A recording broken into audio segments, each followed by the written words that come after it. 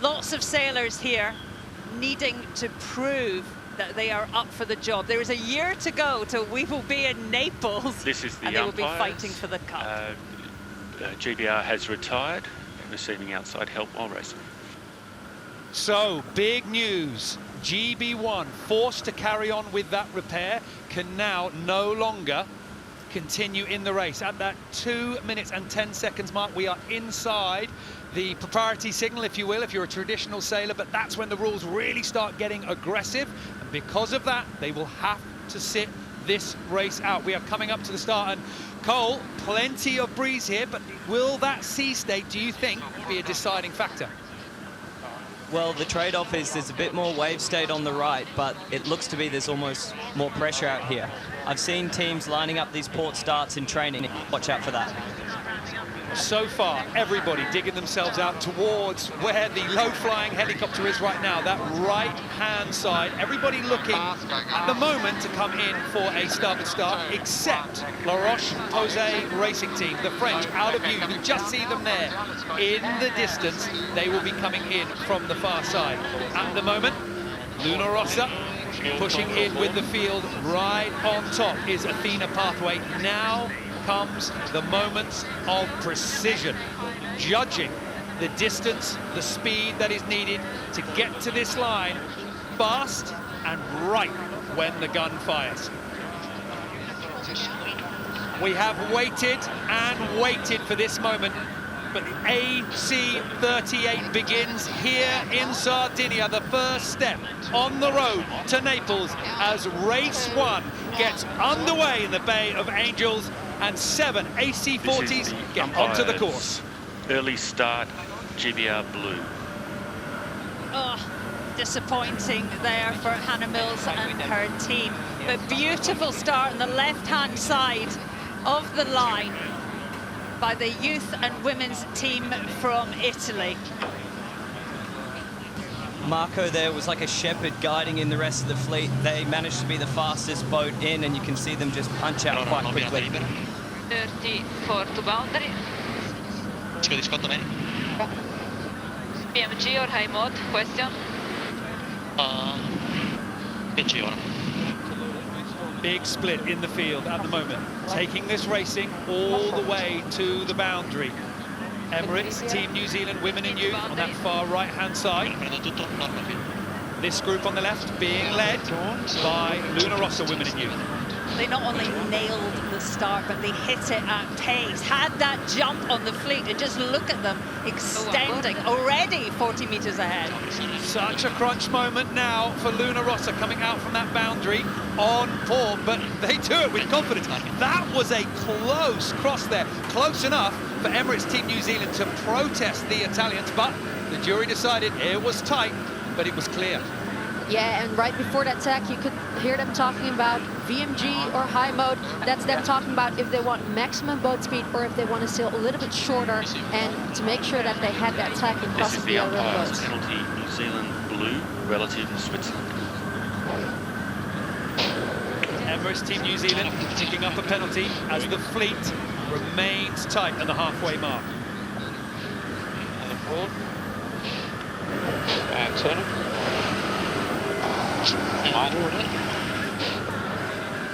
It is nip and tuck right now, nobody being able to break free.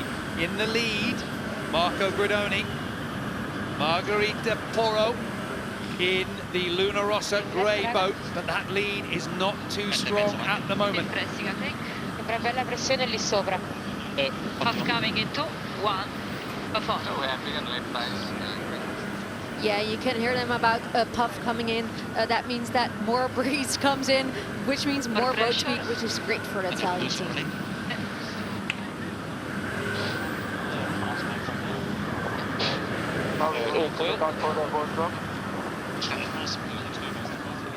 At this moment, it looks like there's a lot of space on the course, but just take a look at how quickly that space can evaporate. Here, Athena Pathway threading their AC-40 right between La Roche-Posay racing team and Emirates Team New Zealand. Judging that at 30 knots is impressive.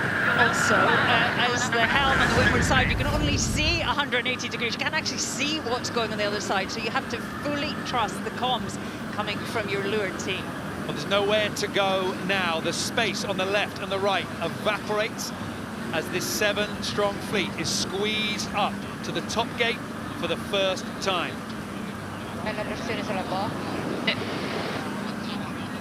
Got a win. Yeah, my win. A strong start, a great first leg, and Luna Rossa, women and youth, lead around gate number 1. Marco Gridoni and the rest of the crew on board showing that they know how to attack this race course. And Tudor Team Elingi coming round in second place, finding some speed that was eluding them in the build-up to this regatta, but they're showing that they have what it takes when it's needed. There was a penalty, New Zealand blue relative to GBR grey. No wonder there's a few penalties. They are bold and they are brave, and the boats are so close together. Well, this is the replay of the penalty. This is the defenders of the America's Cup, and right here as the windward boat, right here needing to give room to a boat on the inside. Emirates Team New Zealand reacting perhaps a little bit too slowly, taking things a little bit too close, and Athena Park really pushing in there. So the defenders of the America's Cup not happy about being at the back of the fleet, fought maybe a little bit too hard to try and get back in there. Yeah, there is an electronic rhomboid around the boat, so even though they didn't hit or collide, they are protected by that. Already done again, over. Nice. Working down a touch. Not This quite is on the lane. umpire's second penalty, New Still got a Zealand left turn. blue relative to GBR green, not taking it within the minute. Sort of saying right phase for me here. Well, big disappointment for fans of Emirates Team New Zealand. They pick up a second penalty, not for breaking another rule, apart from just not taking their first penalty New Zealand in blue, you time. still have 11 metres penalty. Perhaps they are unaware of exactly what is happening on the racecourse, but Emirates Team New Zealand blue, not the boat that we're seeing on our screen at the moment, they need to do something. They need to do it pretty quickly. The umpires will not be too kind on them. But Odile, right now, the leaders, the boat that you raced against, and the youth champions as well. I mean, this boat is strong. Should we be surprised that they're not only on fine form, but they are beating America's Cup legends here? Well, I wouldn't be too surprised. They spend a lot of time in these boats, and you can hear them be very calm, confident and collected as they're sending this boat downwind in over 30 knots, already approaching the gates. They have nailed this ley line. Luna Rossa, women and youth, still in the lead as the waves here in Sardinia create enough of a challenge for these boats, but the young and female Italian team have been able to build a very healthy start to this race. Okay, good. Tudor Team Elingi holding on to second. They split with that left-hand turn, and now the pack coming in round to the right-hand side. The principal team from Italy managing to get around clear just ahead of Emirates Team New Zealand, who touch down and allow the French to creep past. I'm not surprised to see most of the fleet turning right here. The waves down on this bottom right-hand corner, as you look at the screen, are much bigger than on that left-hand side, and that's where we saw our leaders come from in lap 1. And we could see a couple of different techniques there. Some teams choosing to put both boats down for a more stable but slower rounding, and then others keeping that foil up, but more risk, more speed. As the fleet makes their way upwind, you can see GB1 in the background having to sit out this race. A technical issue on board. I'm sure they're working hard to rejoin for race number 2, but for this one, they're forced to just watch. As Odile said, it is very practiced and calm and mature. The comms on board. But they have had the most sailing, I'd say, in the AC40s. They have done a lot here, practicing also with the other boat. Youth and women's America's Cup winners. But also now a great performance in this race from the Swiss Elingi Team Tudor. Not seen much of them in training, but that is a star-studded boat. Paul Goodison leading the charge there, and on the left-hand side, Phil Robertson. Tudor About team 3 in Eleni, front, second place as we head up to the top gate once again. Stand by. 3, 2, 1, go forward. 2, 1, go forward up. Thanks. It's incredible to hear that even at these moments, Angle, good angle. so calm on board. Yeah, you have to be really calm, especially when you go into a maneuver like attack. That's the moment when you're switching wheels from one driver to the other. Really important moment, so you have to get it right. They work hard on the comms and the language, and there's not time to say a sentence. You have to have a key word, and they need to know what it means. Dopo lei. Avevo un'altra lei adesso. 3 giri, raga, siamo Just over the halfway stage, and the field looking a little bit spread out here. This here is the race leader tacking on the right-hand side boundary, just around the hazard in the middle of the race course. But Luna Rossa, women and youth, building perhaps from the lead that they had at the bottom. Steering on starboard, obviously Marco Gordoni, 3 times OP champion, World Sailor of the Year, won the Youth America's Cup, and behind him, Maria Jubilee, winner obviously of the Women's America's Cup, but also just won the NACRA 17 Worlds. What a talent this boat is. 3 of the sailors on board, champions in Barcelona, in the women's, in the youth, and they have, I mean, they are doing exactly what you want to do when you're making your debut on this stage, racing with the America's Cup teams, with the legends. They're all behind them. At the top of the course, and once again, this is becoming a familiar sight. Luna Rossa, women and youth, far out in front.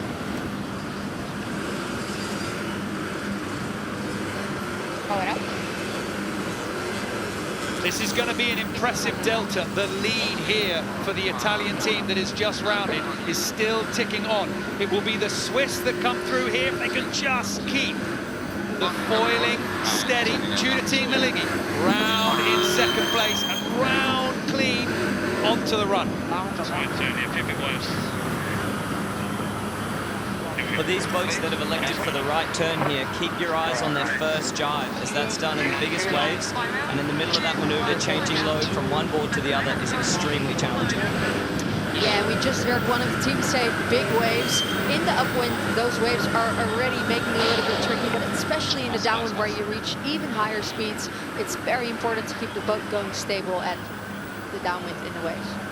Well, challenging conditions, challenging waves, challenging breeze. But look at this boat out in front. Luna Rossa, women and youth, are stretching, they are sailing clear, and nobody has got an answer for it so far. The leaders just keep on growing. They are fast and smart and mature. And remember, these events are almost, they're an audition for these sailors. They're here to prove how they can perform under pressure. And if you're Max Serena, the CEO of Luna Rossa, what are you thinking? This is the race committee. We are moving the windward marks, lengthening the course to 1.45 and shifting the axis to 188. Well, if we had any doubt about what the breeze was doing, penalty, Switzerland.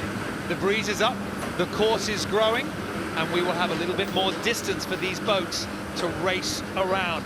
But I mean, I don't want to jinx it. First is looking more and more decided. Of course, one splashdown, one mistake could see that evaporate as the following boats, the boats chasing in second, third, fourth, are over 40 knots of boat speed at the moment. One of them, this team here, the French, now going through their jibe, just on that right-hand side of the picture. They are in a very tight battle for second and for third. But the Italians have already got their way down to the bottom of the course, and they are looking comfortable. Stand by.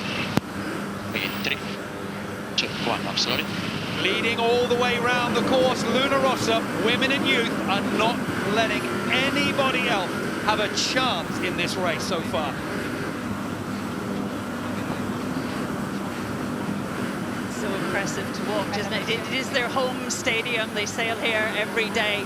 But Marco Gordoni and his team have come here with one intention. Oh! This could have been a big moment for Luna Rossa. They need to keep that boat steady. I think they will just recover. Quick action from the trimmers there, and they've released in the power, but still the wind is threatening.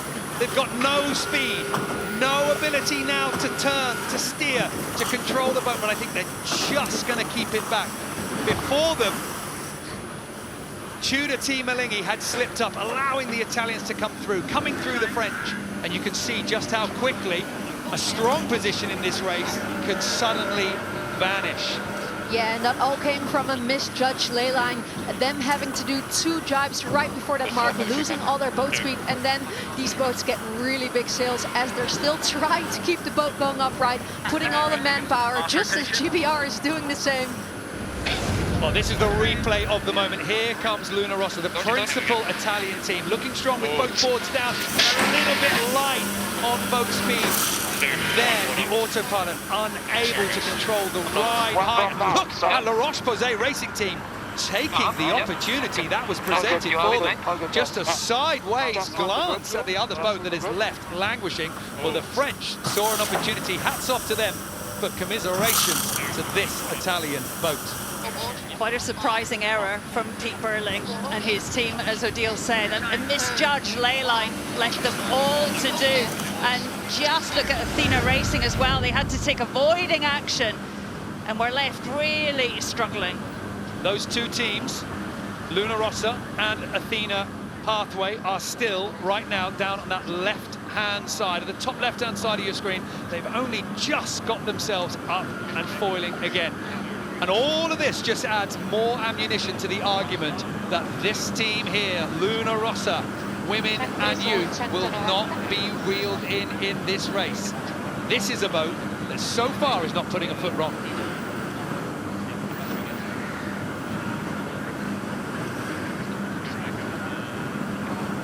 E line in 20, un po' più di pressione.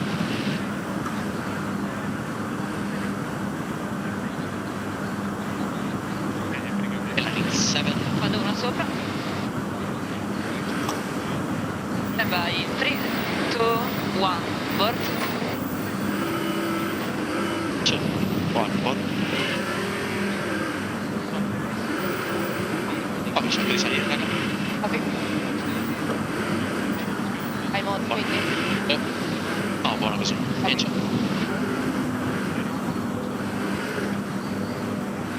There are so many people lining the shores here in Cagliari who will find this so exciting, to see this team with these sailors coming onto the scene in such fashion at this very first event, the AC38. But on that boat, they are really holding that excitement at bay. Don't let that betray their real emotions. This will mean an awful lot to them. Yeah, I spoke to Margarita Poro, and she says the same thing every day. We've got a plan, and we're going to take it on. But what a masterclass, what a message to the rest of the fleet. Luna Rossa, women and youth, rounding the top of the course for the final time in this race, and they have no company around them. They touch down, but quickly get control of their boat again, and they are flying down to the finish. This is how much it means to the fans around the village here, watching this action on the water. The homegrown team, the team that has been nurtured by the more experienced, by potentially the more mature sailors. But this is where the youngsters step to the front. This is where the female sailors say, well, you have made a mistake not putting us on board this boat. The ROCHE-POSAY racing team, they are fighting hard right now. The French rounding the top, wrestling second place back from the Italians. They are looking strong on the waters today. Very exciting lineup with the French team. They've added Diego Botin and Florian Trittel, gold medalists in the 49er. There's a new, fresh approach there. They've been training on their own in L'Oreal, so just getting used to sailing on this very congested track.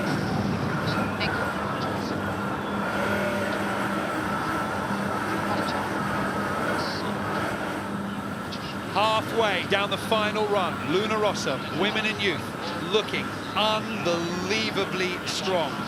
Calm, poised, nearly perfect on the waters here of Cagliari, Sardinia. Flying low, just licking the waves, using the maximum amount of power from the sails, from the hull, and keeping everybody else at bay.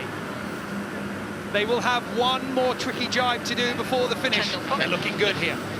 Yeah, and I think it's all about just keeping that mast upright right now, because as we can see, we see more and more white caps in the water. The breeze is definitely increasing, so they just want to bring it home safely right now. Only a quarter of a leg remaining, and this team here is showing everybody else how it's done.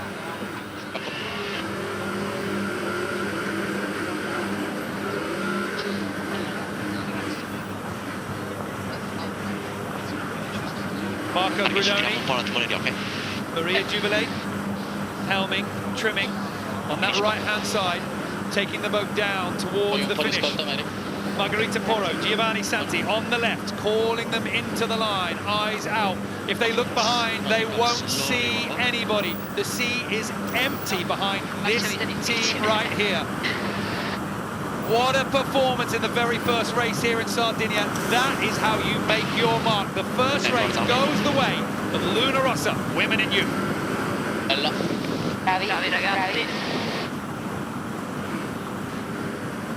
No time for celebration. There is still work to be done. We have got another 2 races coming up. And even though that team will get 10 points, what about the rest of the field? It is much closer now as we still see that fight for second and third. Big splashdown for Emirates. Team New Zealand on the top of our screen. La Roche-Posay are now free and clear, just soaking it down inside that ley line.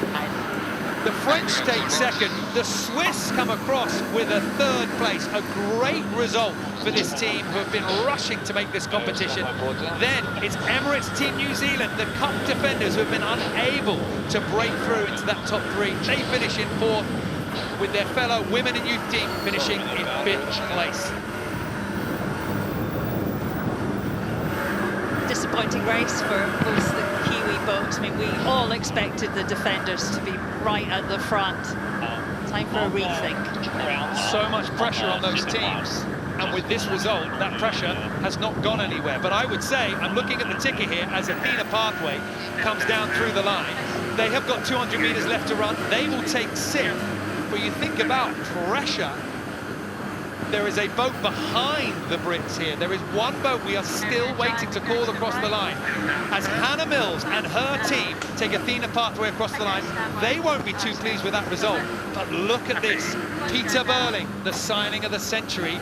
He is now taking the Italians through the line, and that is not the way that he wanted to begin this regatta. All the teams out here have spent the time in between races practicing every maneuver in the book, trying to make sure that none of those little handling errors creep into the next race. We've seen a few errors already. I mean, we don't want to jinx it here. We don't want to give it the commentary kiss of death, but we have seen some boats spin out. La Roche-Posay racing team, though, I'll tip my hat to them. They've actually taken opportunities from other teams spinning out. But let's see who can handle this. Right now, both foils are down on these boats. They're looking for stability. They're looking for potentially a little bit of a slower ride as we get into that dance before the start, lining up to take it to this race. And once again, we see La Roche-Posay setting up for a port-tack start, whereas all the other teams are lining up to do a starboard start. That port-tack, when all the other boats start really well, that port-tack start is really strong. You know, you're off to the right-hand side, you avoid the chaos on the left-hand boundary, and you're a maneuver up.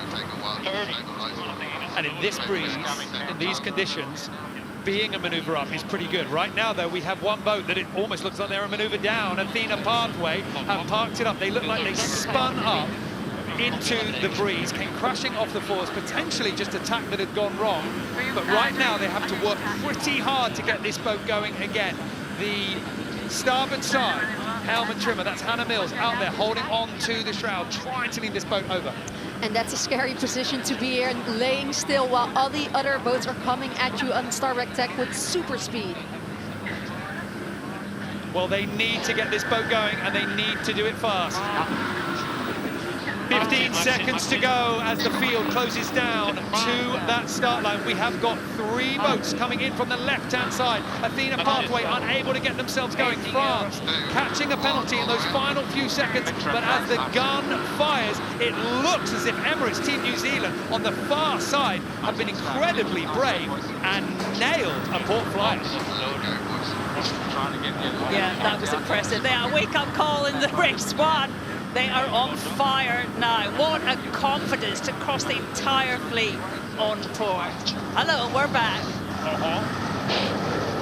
The breeze down here was in a right-hand phase and then just switched over to a lefty last minute, and those guys read it perfectly and took the advantage of the pin end. Well, as the field comes up, you can count them on the screen, but there is one boat that right now is not showing up with everybody else. That is GB1. If you look at them right now, they are ranked in 8th place. Their distance is ticking up rapidly because they look as if they've had to pull out of the race. We're going to have to wait to see. So perhaps the gremlins that were in the system on race 1 is still there. Race committee copies, thank you. There we hear it, the voice of Dylan Fletcher, the skipper of GB1. They are retiring from this race. They were looking good in practice before. They have been training here in the waters, but technical problems holding them back. Meanwhile, the rest of the fleet push on.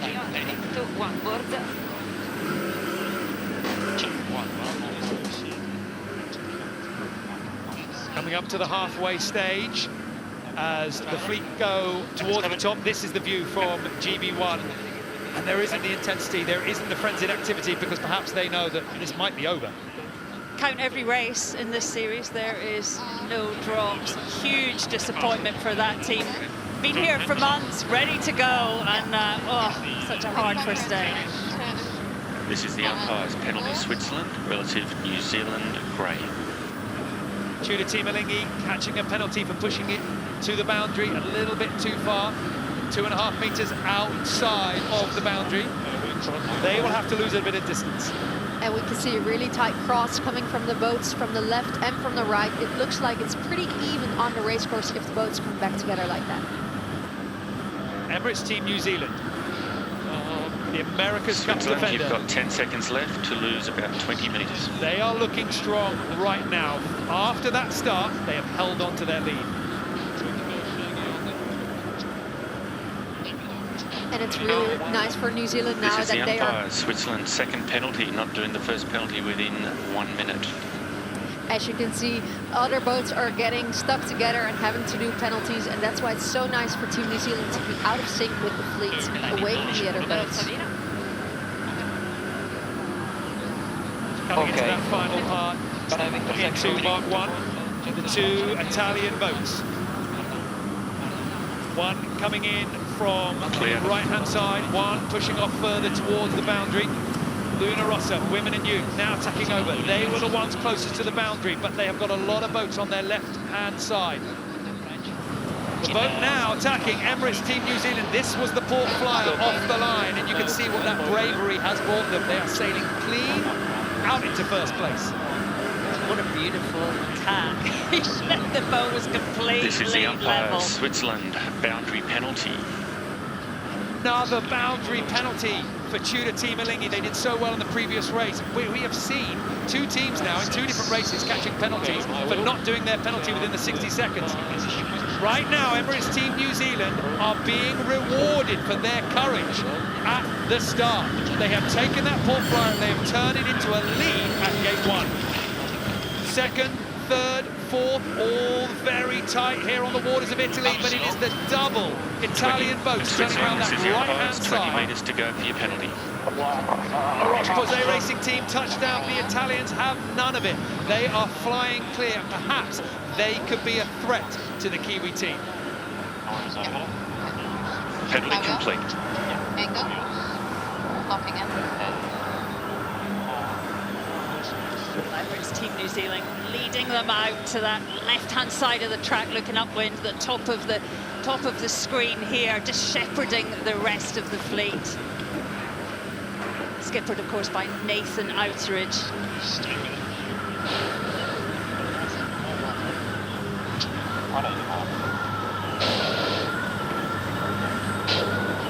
Do you have other boats on your screen? Yes. What do you reckon about that cross goose? Not crossing the first boat, I don't think, for mine. Got us crossing the second, I think. And I love crossing the second, not first. Little up.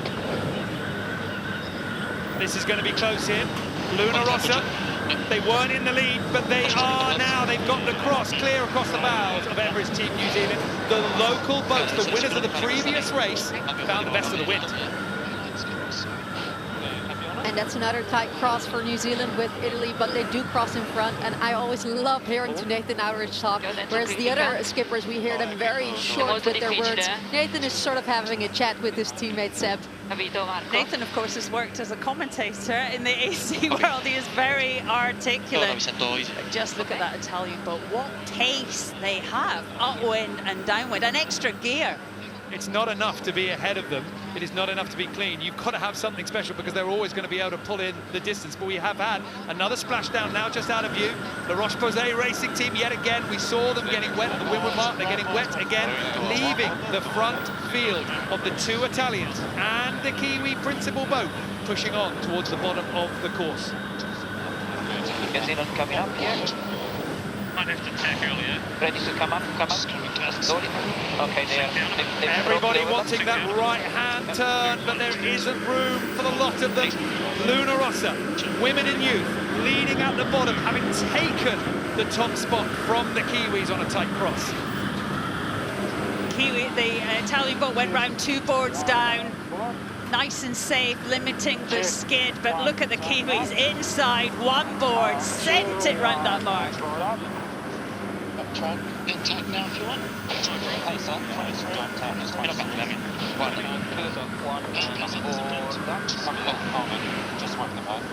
Okay, they're Get tag if we need it. okay. Don't turn them early on us. Tight moment here.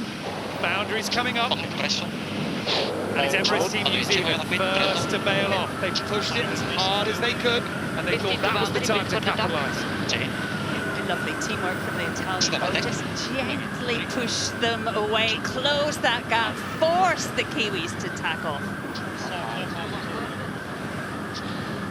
Plenty of breeze out here at the moment. Far more white caps on the water than we have seen previously. If anything, the boat handling is getting more and more tougher. Yeah, and as we saw, the right-hand side of the course paid in that downwind, and the top 3 boats are now also going towards that right-hand side, trying to make their lead even bigger over the other boats.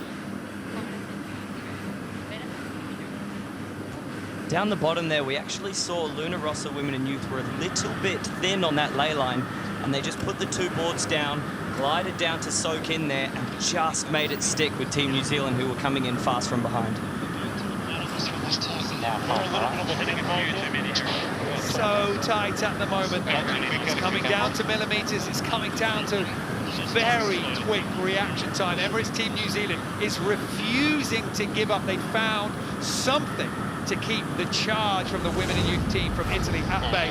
This was that incredibly tight moment. Emirates Team New Zealand put themselves in this position with a superior leeward mark rounding, a turn to the right. They got the hook on the inside and pushed the Luna Rossa women and youth boat right towards the boundary, perhaps protecting better breeze on that right-hand side.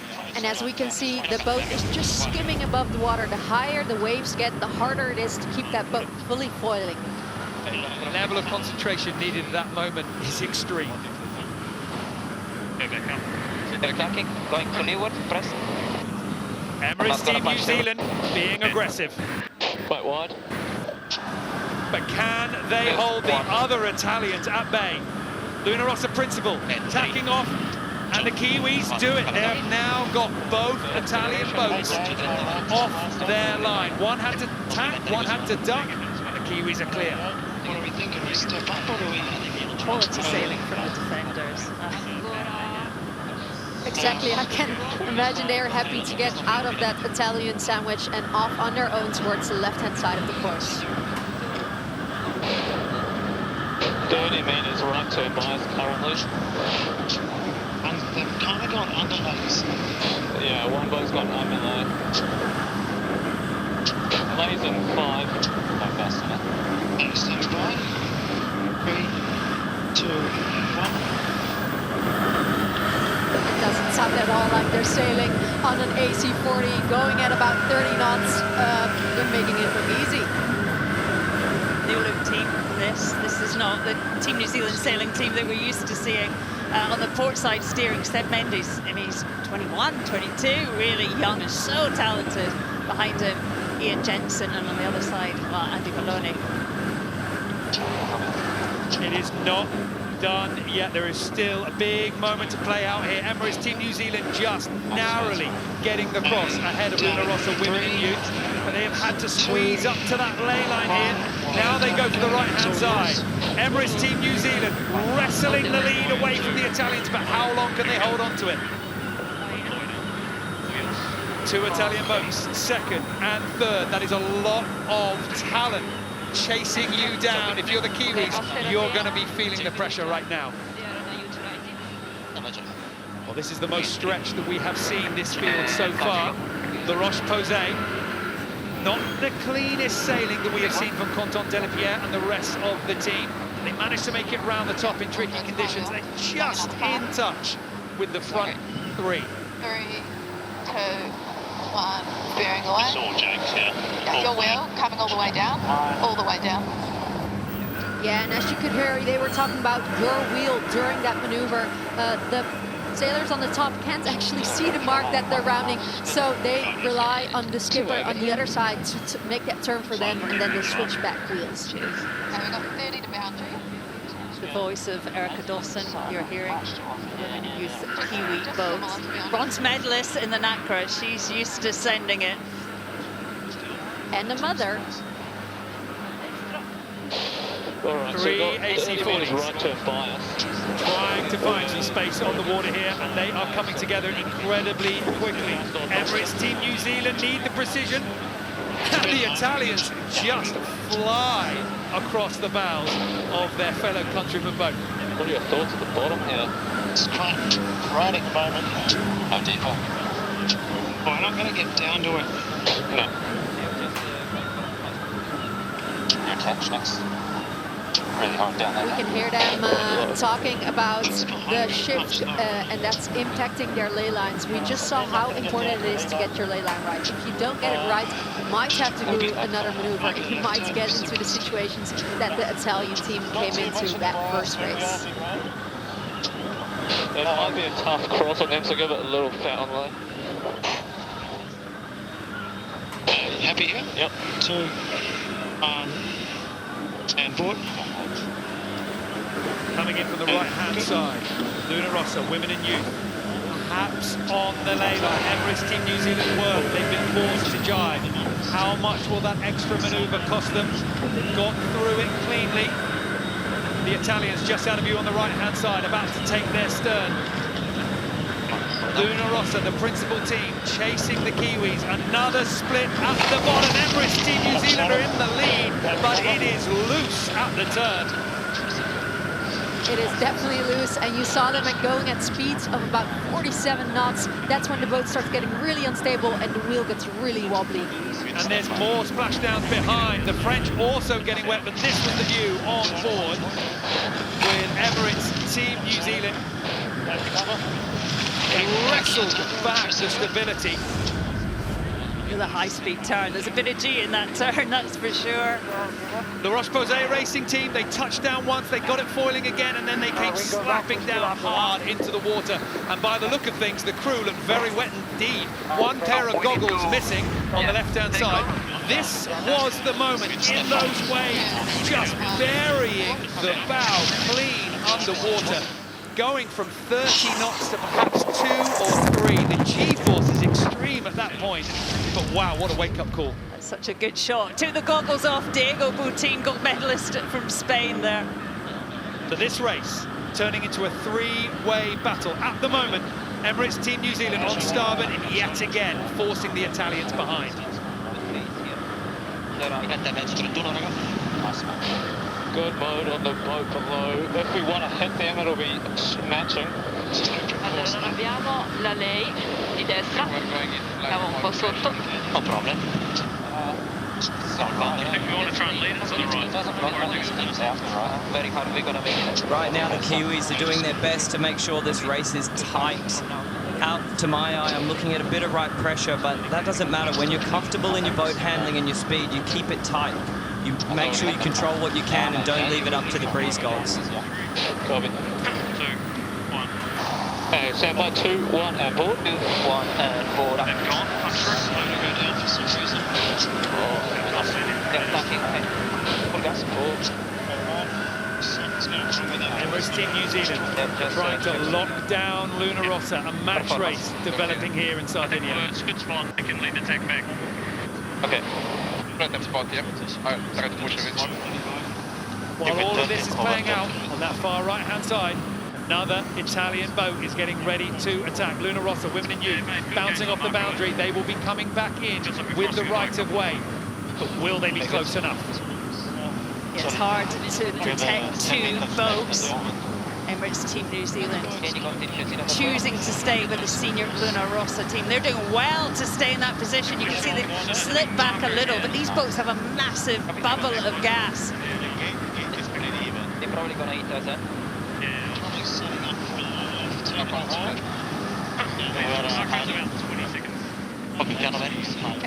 It's going to be close, but I think the boat on the left-hand side will be crossing clear. Luna Rossa, women and youth, the boat that we're riding along with at the moment, not enough to force the other two to tuck away. Definitely an opportunity, though, for this boat who is now by themselves while the others are battling with each other.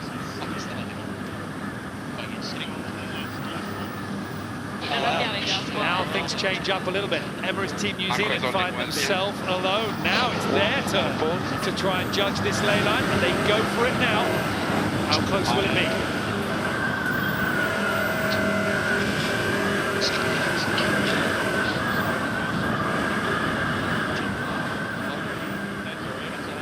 The Kiwis have done their final tack.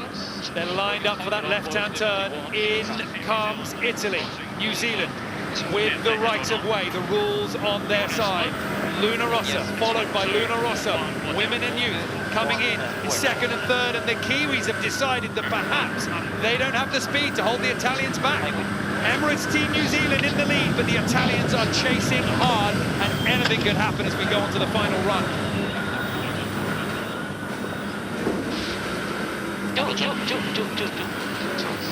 Three teams pushing ahead at the front of the field, and New Zealand have got a battle on their hands. They need to hold back both of these Italian boats.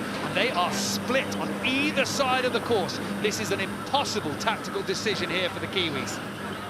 Emirates Team New Zealand wanted that right-hand side of the track. It's a little bit flatter down the bottom as well. And when you're doing manoeuvres, hello, that's what you're after. Leading the others right down to the corner. Stand by. 3, 2, 1, and board.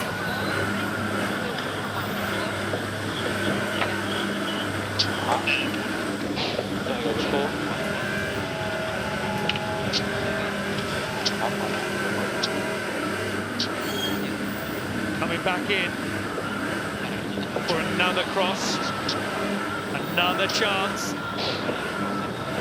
to hold on to this very thin lead. Emirates Team New Zealand behind them and high. Luna Rossa women and youth coming in from the far side. Luna Rossa principal team, but Luna Rossa have gone for the jibe. It didn't look that clean, and they've lost a little bit of distance here. Perhaps one Italian boat is falling away, and we'll see them in third. What can the women and youth do now? Okay, on the line is good. They are right behind the Emirates Team New Zealand, sailing a little bit higher line. They still have clear air there, so Emirates Team New Zealand is not in their way, but it looks like New Zealand has a good gap.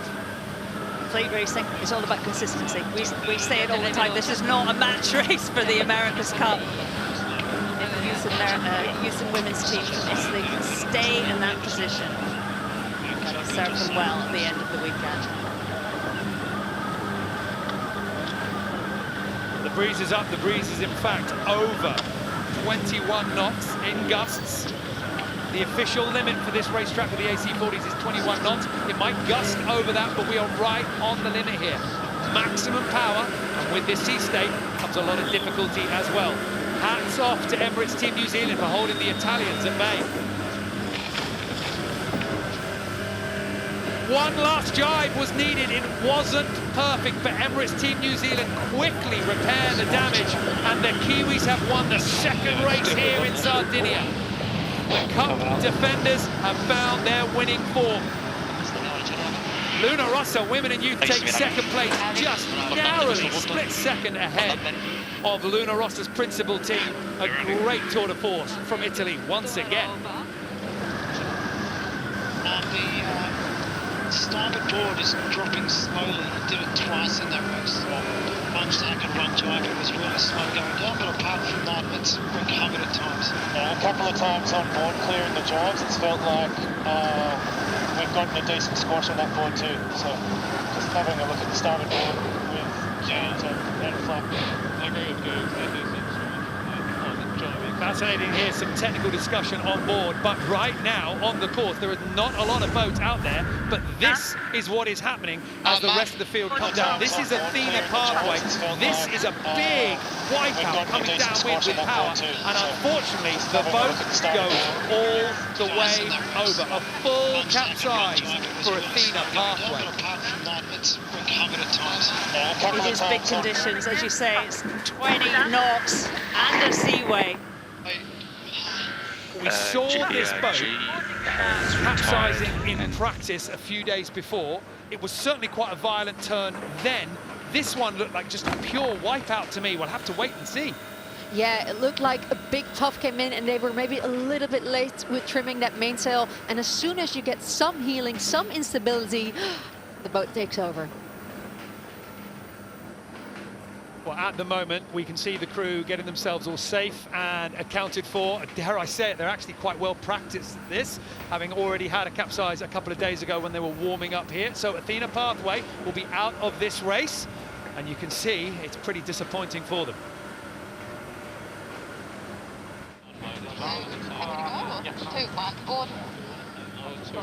That's interesting, isn't it, listening to the strategy and the prep, the plan to execute this start. And we've seen them, they're all starting so well. You absolutely have to nail it. Per ora sembra tutti ora dritta, a parte uno. 2, 1 up, 2, 1, we're down. GTs, spanner. Ok, vado sui 31, 32. Inside of 1 minute 30 to go. Athena Pathway, not fast at the moment, but they're getting themselves up there now. The fleet splitting left and right, getting themselves lined up for this start. GB1 coming in a little bit late. They were struggling with their bear away. The thing is, it's just as hard to bear away in the pre-start than it is in the race. This is where you need precise action from your trimmers. You need that confidence as a helm. This is where those careful decisions as to whether you're going to have the best, most experienced trimmers on the port or on the starboard side. You get a chance to look at the teams and find out exactly what their starting strategies will be. Most of the boats are approaching this starting sequence with both boards down. You've got the training wheels down, almost trying to slow it down until you make that final push to the line. 4 AC40s, 5 AC40s on that right-hand side, 6 now with GB1 coming in from the bottom left. They have rejoined the pack. There is 2 other boats lurking up at the top left-hand side of your screen. That is Luna Rossa, women and youth, along with Emirates Team New Zealand. The Kiwis got the port flyer in the previous race. Are they trying to do it again? 10 seconds to go at the start of race 3. Athena Pathway are over the line here. There is no room back for the British team. They are joined by others.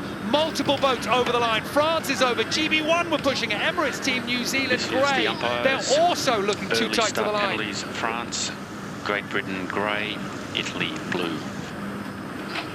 3 OCSs on that start. A little bit of early chaos just to begin this race. But punching out clean at the moment, it is the Cup defenders, Emirates Team New Zealand. Nathan Outridge sitting close to the camera on that right-hand side, waiting to take the helm after the tack.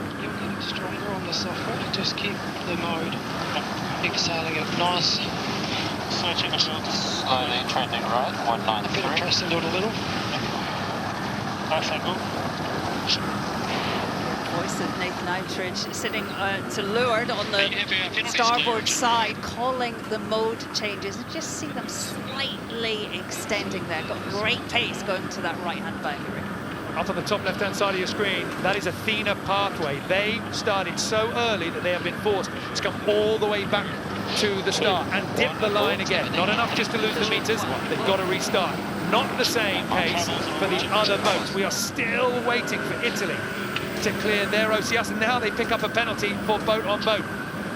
The rest of the field managing to find a little bit of way through. As we just saw an in-sync tech between Italy and New Zealand, both a really smooth tech, but New Zealand just seemed to keep clear from the hole in the water a little bit better.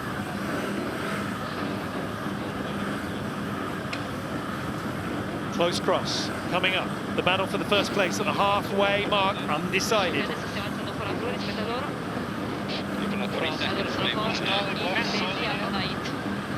Maybe an issue. I think we're crossing. Right, still looks good on the B. Looks pretty even though, to be honest, but I think you bet the B's going right.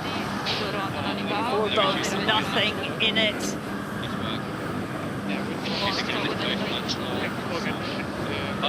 Crossing now. Yeah, easy, bud.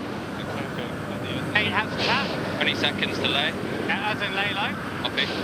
Smart being above the post. Dylan Fletcher called it early, called it with confidence, and you've got to reward that. They crossed 3 boats. There were no rules on their side here. GB1 keeping it calm on the water. It's quite a scary view now, wasn't it? The boat shot coming towards you. 2 Kiwi boats out the left-hand side. Luna Rossa Women and Youth form company, the boat that has been fast so far today, but they touched down out of that tap, getting it back up. But those few meters could cost them because there's not a lot of clear air in there, sandwiched between the Kiwis. Meanwhile, coming in from the bottom of our screen, Tudor, Team Malingi, but ahead of them, GB1, the British, in the lead as we get close to the top gate.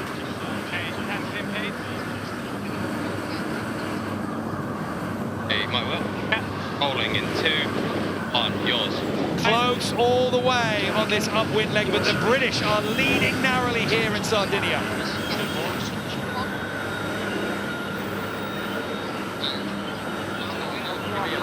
And board up. And all clear, mate, on you. Nip and tuck. The top 6 teams getting round that top gate, all within just a few seconds of each other. Very close here. Dylan Fletcher did well up that beat. They flew off the start line and just managed, they're so close, but managed to shepherd the opposition, pick that lay line and get right on the left-hand mark.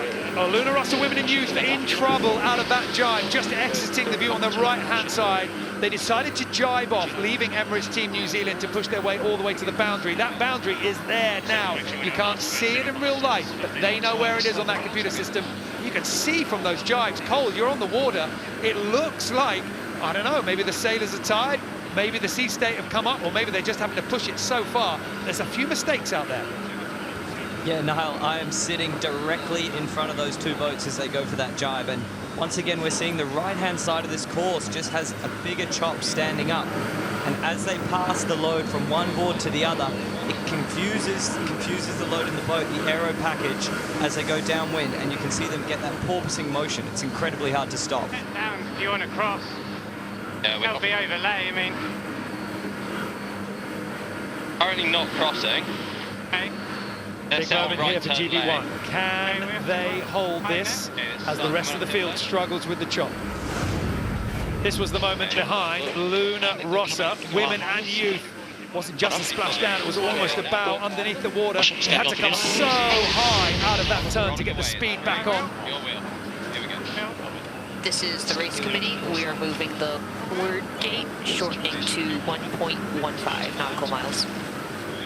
Tightening the course after these boats go round. GB1 just having to give way to Emirates Team New Zealand. The Kiwis round on the right, but they're down, and GB1 is down as well, then back up, but it won't stick too high. too slow, and the foils now have lost everything. They're going to struggle to keep this boat flying. Meanwhile, who's there to pounce on it? It's Luna Rossa, women and youth. Perfectly smooth round, if just a little bit wet on the landing. All the time. And running up soon. 2. Yeah, every time you put those foils down, that's an opportunity to make a mistake, and you saw it just happen with GBR. Massive manoeuvre by GB1, really tight turn on one board, massive risk. Well, this was the moment at the bottom. GB1 and Emirates Team New Zealand splitting at the bottom. First it was the Kiwis to crash land, but GB1 went one better, really made it spectacular. A splash down into the water, pushing the foil to maximum lift, and all that did, threw them back out again. And the second landing, that little bit more disappointing. The speed being really stripped away. Keeps the racing tight though, keeps the fans happy, certainly. So the lead, undecided now as we exit that bottom gate. Will it be Emirates Team New Zealand? Will it be GB1 who will get the better of this cross? Kiwis looking strong at the moment.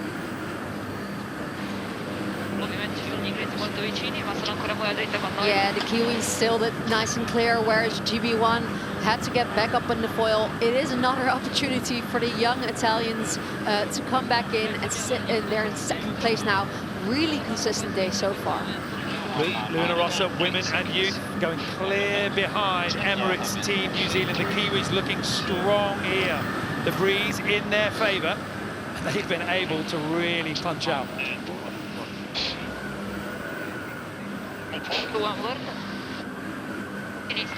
We just saw an incredibly tight cross there between Luna Rossa and Team New Zealand. Now, we saw Team New Zealand make the initial gain to get past down the right-hand side of that downwind, so it's surprising that they switched back out to the left. It's 15 this way. I think some of the tactics that will start to come out here will be sea stay, not just breeze, just trying to stay out of the roughest water. Exactly, we heard that the course got shortened, so that means that there's a little bit less breeze. But if the breeze goes down, the waves stay, and it's sometimes even harder to sail the boat.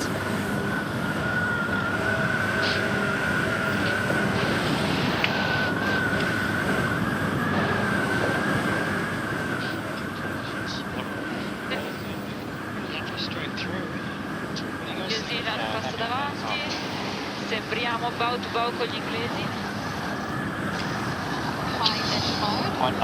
7 teams zeroing in on that top gate. One of them far behind the 8th Athena pathway, slipping out of the pack with multiple penalties at that restart. But now, how will these two groups thread together? 3, 2, 1. There we go. All yours. Emirates Team New Zealand stay out of trouble and sail clear, leading at the top gate. 2, 1, all the way. And it's a split with the Italians behind. Luna Rossa, women and youth, rounding in second place, but the pack behind incredibly close. Yours. Emirates Team New Zealand, women and youth, having a really solid race here. They'll be pleased with this. It is not easy conditions. They're doing over 40 knots downwind. Very impressive from them. We've seen almost a perfect split of the fleet here. I mean, the pressure's in across the board, so now they're just prioritizing staying in clean air out of the gas. How good can Emirates Team New Zealand perform this jibe? It is right at the boundary, and it is not their best, but it's passable. It'll do, they're through. This time, no, let's keep a bit on the bank for a slower turn up, so I can get the sail sort of better on the entry. They say that a jibe, if you're doing over 40 knots, is very much in the danger zone. And none of them are taking their foot off the gas. I think if we do it nice and smooth, I love how it'll be fine. they're taking the time to debrief these jibes. They want to make sure that the next jibe sticks, so they're taking the time to talk between trimmer and helm about how to get that boat through the jibe. Yeah, bridge has gone right there. There'd be a lefty for the top of that last one goose. Yeah, copy. That's why. We'll see how we look after it. Range was like 185 to 200 last beat, but I agree it was further right at the top. Can you get my clue, Gary? Yep, sure can. Just coming down a little. Hang up slowly. Calm comms at the bottom of the course as Emirates Team New Zealand still in the lead, ahead of the final lap. Nose good. 195. So, Sorry. And ready, 2, 1, And shoot. One. So little room for the chasing pack behind. Loading you up here. Might not have it. Luna Rossa Women and Youth being chased by Italy, but the principal team for Luna Rossa just keeping their speed up after a very tight turn. GB1 round on the far side of the course. And Emirates Team New Zealand Women and Youth taking it up to third. Luna's gone. Happy to go at this, 2, 5, board.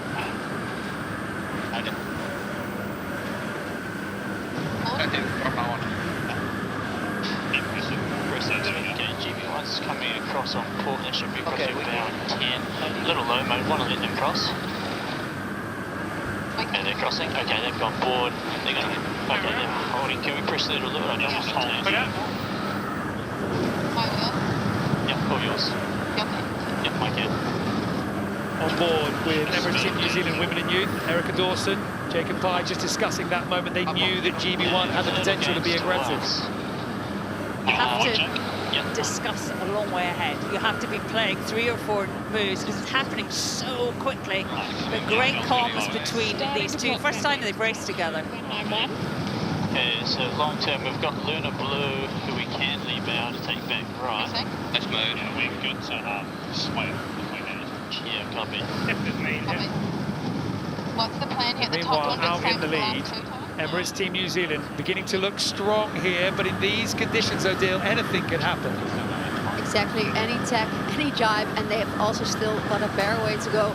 Having said that, their last turn up at the bottom gates was super smooth, so they've learned from previous mistakes in this race, and it's looking really clean at the moment. 2, 1, 4.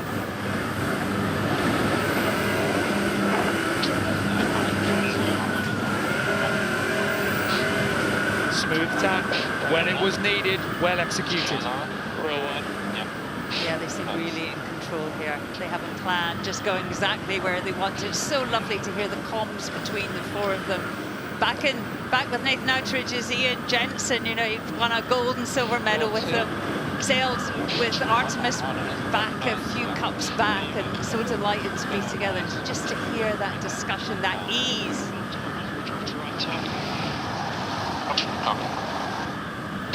They're rapidly approaching the top of the course for the final time. And it looks like they are setting up for one more tack, one more turn. They want to make that right hand at the top.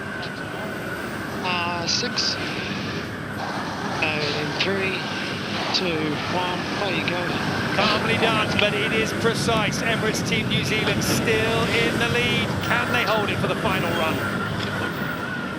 In 3, 2, 1. All the way. The voice of Margarita Porro on board Luna Rossa Women and Youth. There's the boat away in difficult conditions. First and second looking a little bit more settled as the rest of the pack still fighting for those places.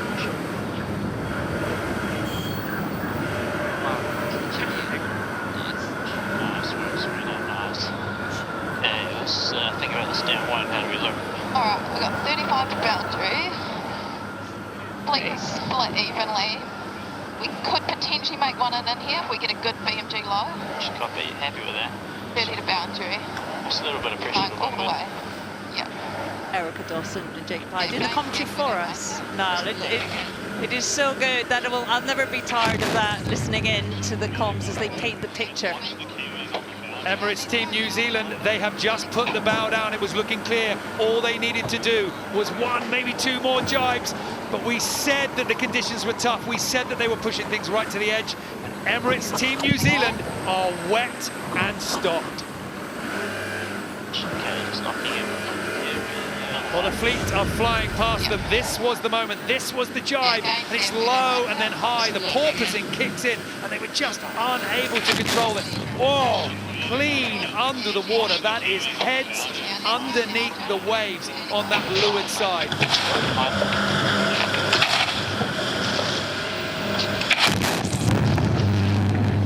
Yeah, and as you can see, the boats flew out of the water all of the way there. If you stop controlling your pitch, how much the bow goes up or down, that's the moment where the boat takes over and you have no control over the foils anymore. You get it unstable, you get it out of rhythm, and then it just builds from there. You need precision, but that precision has been on display today. But it has come from this boat here. Luna Rossa, women and youth, take the win in race 3. It was nearly a perfect scorecard here on the waters of Sardinia. They will be incredibly happy with their performance today. GB1 just nipping across the bows of Luna Rossa to take second. The second Italian boat takes third, and then Emirates Team New Zealand women and youth playing the game well on that final run. They take 4th place.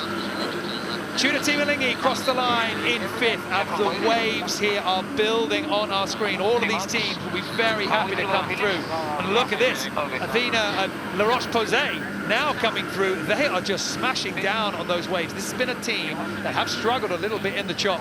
They will certainly be pleased to have made it through that race. Okay, slow to watch, to the dock. Emirates Team New Zealand back up, impressively so, already foiling, but they will be very wet on board that boat, and they will certainly be disappointed. They were only half a leg away from winning this final race, but they are now coming into the finish line in 8th place. Athena Pathwaite some way ahead of them, and I don't think that Hannah Mills and the rest of the crew on board the second British boat is going to allow the Kiwis to overtake them.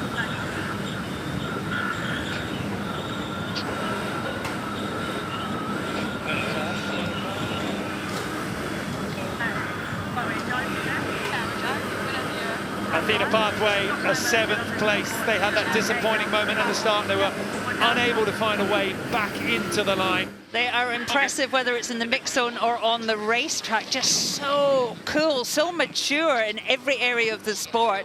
Luna Rossa have done a great job nurturing them. They seem to have all the answers in every department, but today is the real test. If they're going to be strong coming into tomorrow, it has to count. Down on the water here, we've just seen a little bit of a right shift, so I've got the boat end up for the moment. Watch for a bit of congestion up that end.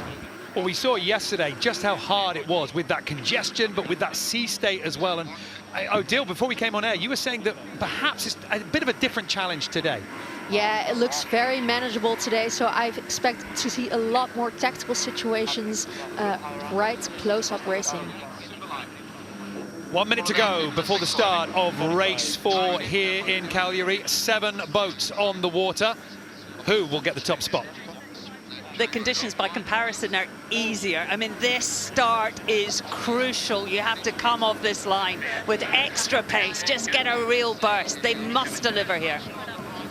Italy youth and women's are not up on the foil yet. They had a small misfortune. It's a race against the clock for them now to get to the start line, foiling and going. 30 seconds to go, and it is light. It is not the full power offering that we saw yesterday. The sea breeze hasn't yet got full strength, so getting on the foils and staying fast is going to be the real challenge here. 3 teams coming in at the moment from the right-hand side on the foils and with the right-of-way. Emirates Team New Zealand, women and youth coming in for the start line. Athena Pathwaite lining up to the right alongside ROCHE-POSAY, very close to the line and over right now, needing to find a way down. It's chaos on the line as the gun fires multiple boats over. Restart, France restart penalty. Well, after all of that, just 1 team being spotted by the race management team. France so far over the line, needing to come back and re-dip. So, Luna Rossa getting clear for the moment. This is the umpires. Italy B penalty. Well, a boat-on-boat penalty for Luna Rossa. And look at this on the left-hand side of our picture. Adil, you called it. It looked like Luna Rossa, women and youth, still down, not foiling. Yeah, they just got their boat back up on the foil, but they are only now at the start line, whereas everybody is already far away up the course, so they've got a comeback race up to go. So much gas in that start box as well. It's actually quite light. We're only seeing 10, 12 knots. Really hard for them. They have a lot to do. Pressure is good on our right. Sync cruising. And Like performance. Sail the boat well, eh? Keep this boat flat. 15. All the way. Sorry. There's one. Right turn. We are crossing ahead of the pack of boat on the left. Do we want to go all the way?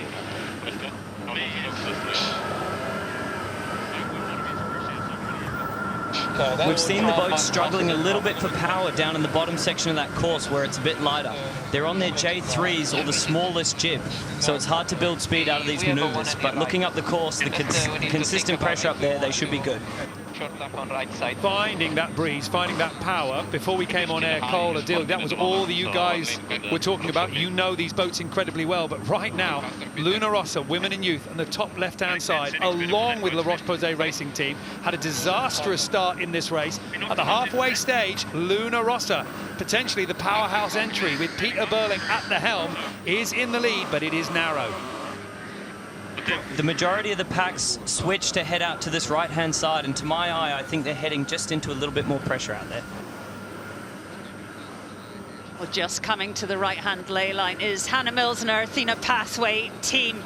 Difficult day yesterday. They'll be looking to consolidate today, move up the rankings.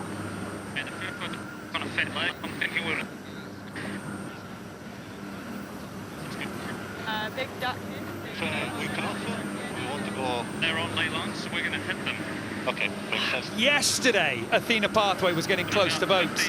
And today, again, they did. This time, it was Emirates Team New Zealand that decided to push things so close. In the distance, just in front of the British team, coming across, looking very strong as well. As normal, Luna Rossa, women and youth, just compounding the disturbed air for Athena Pathway. You can see how hard it is to stay in a difficult spot like that. Massive gas bubble off the back of the twin-skinned mainsails. Hannah Mills really struggling to stay there. Probably right, no? Yeah, I would say right.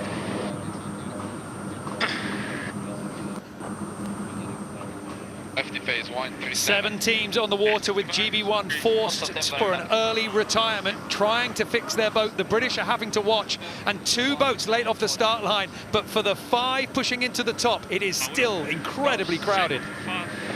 And ready, 3. Luna Rossa, women and youth, leading the field here in Sardinia. Emirates Team New Zealand splitting for that left-hand turn. 2, 1, bearing away at your wheels. No issues. Okay, coming away, 3, 2, 1, here we go, your wheel. Let's just keep it fast here, keep it ripping. Last one. They're coming round those marks thick and fast, aren't they now? It is so close.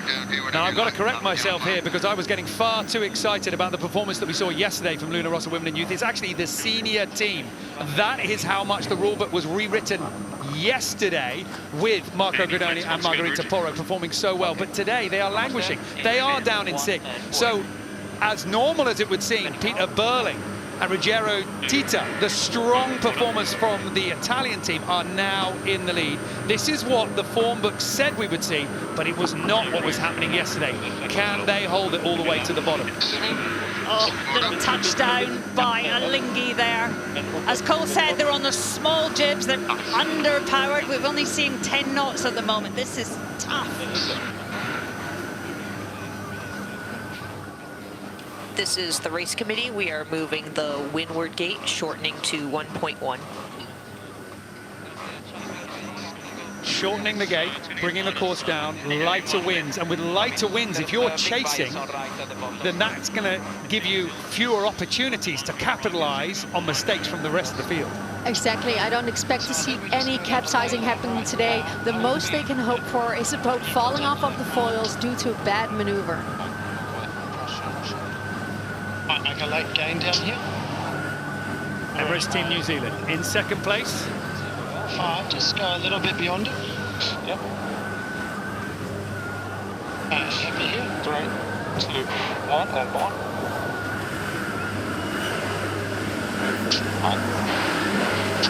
Sam Menzies steering into that jibe. I think it's 21, 22, just won the 49er Worlds. First time helming in the America's Cup arena. What a job he is doing. 2, 1, and 4 up.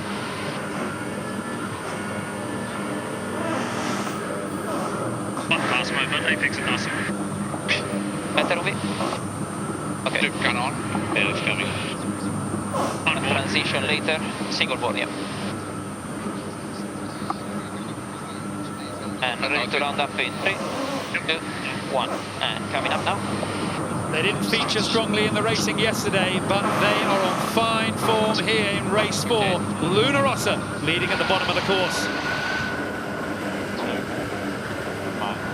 It is close though between first and second. Emirates Team New Zealand going for that right-hand turn for the women and youth Kiwi team, and Athena Pathway chase the Italians out to the right. 2, 1 down, and turning. Tudor Team Alinghi rounding and going straight into attack at the bottom. And it's nice to see that maneuver from Alinghi. It shows just how maneuverable these boats are, turning right around that bottom gate, choosing to go to the left-hand side of the course where clear air is. They only just got away with it though. That is a massive, that's a massive maneuver. They are underpowered. It is lighter winds. Big split between the leaders here, and I like the pressure out on the right that Luna Rossa Senior is just getting themselves into now.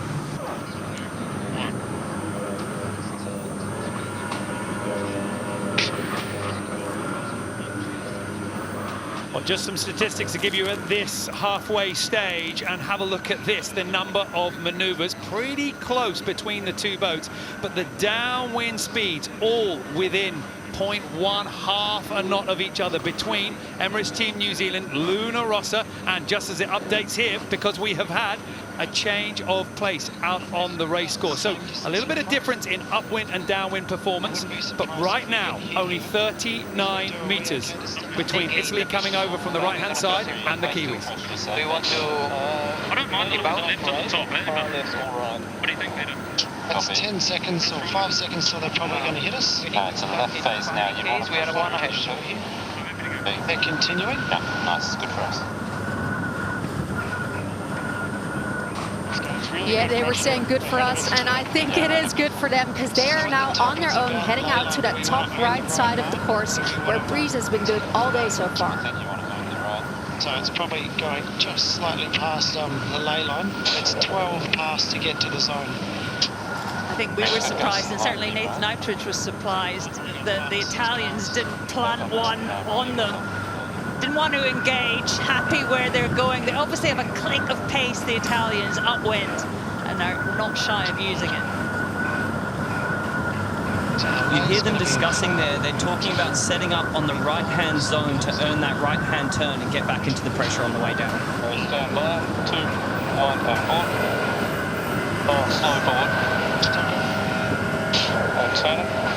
Emirates Team New Zealand, they had gained on the right, but a little bit of board trouble going into that tack.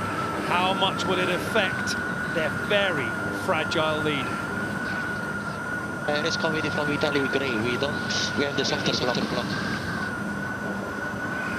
This is looking strong for the Kiwis here. They've gained on the right. The rules are with them. What can the Italians do as we get into gate 1? We want to go right here. I'll go right if we have the option. If they go right, we want to follow and try to get inside. Yeah, okay, let's do that. It's a question. Yep. The bias is good, the pressure is there, I will go straight. Yeah, happy to go straight. Keep the race close. On a wheel. Back going inside us.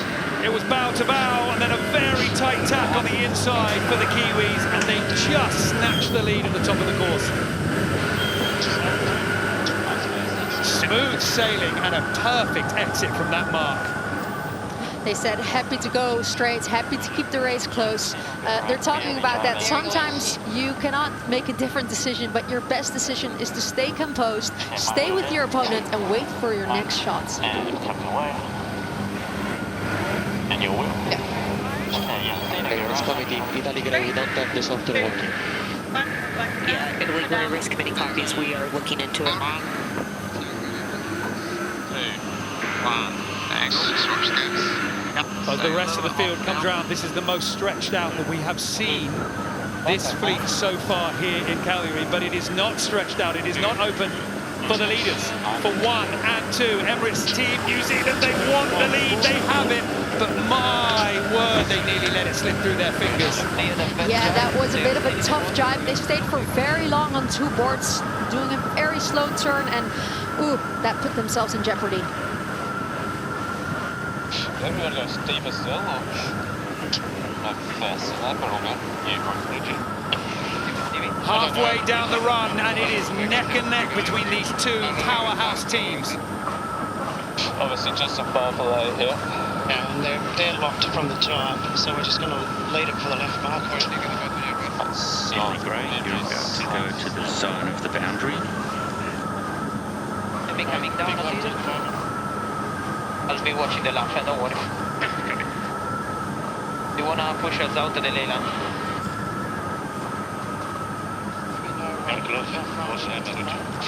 This is the race committee. We are moving the windward gate, lengthening the course to 1.2 nautical miles. I think we've still got a certain amount there, what do you think? Think so? The right doesn't look bad, so just settles out to the jibe. Okay, get ready for the jibe, guys. Sink down a couple. 2, 1, 4. Plan here. Left mark, I think be okay, won't it? Go to it, and following them in 2, 1, 4. Emirates Team New Zealand being aggressive. Luna Rossa on the attack in second place and a double jibe. They have shaken the Kiwis loose. Can they keep their speed up for this turn? Simultaneously round the bottom, New Zealand and Luna Rossa heading upwind again for the final lap.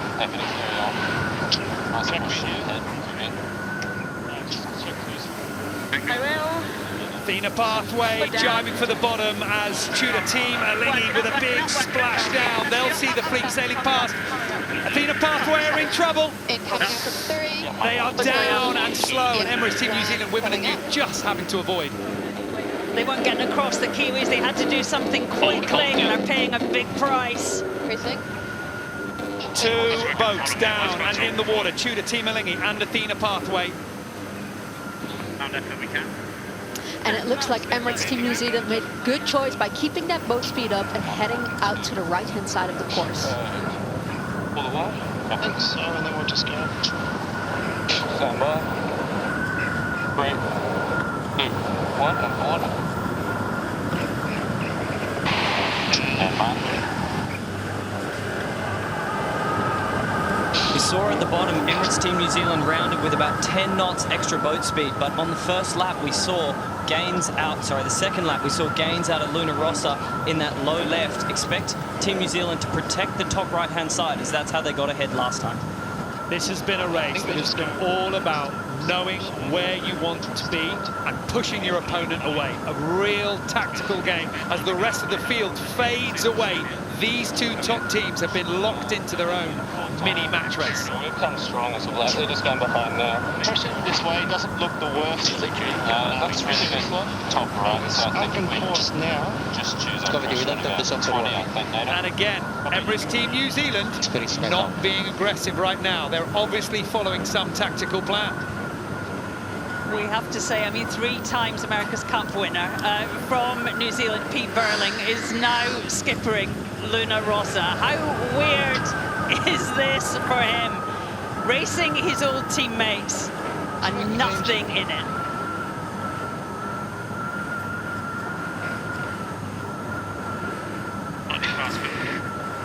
Okay, they're gonna pass in front by 2.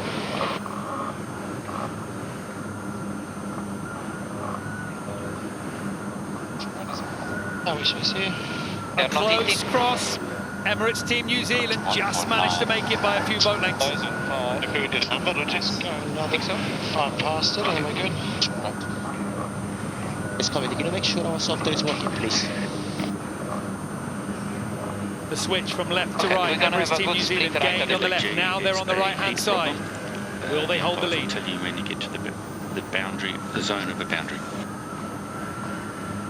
We've been hearing the voice of Marco Gradoni on the current leaders, the youth and women's boat from Luna Rossa, complaining about software issues. Not easy to sail blind without the race computer, but he's doing a good job. They have clawed their way back into this, and every point could count. And then we can go the other circuit, which is nice.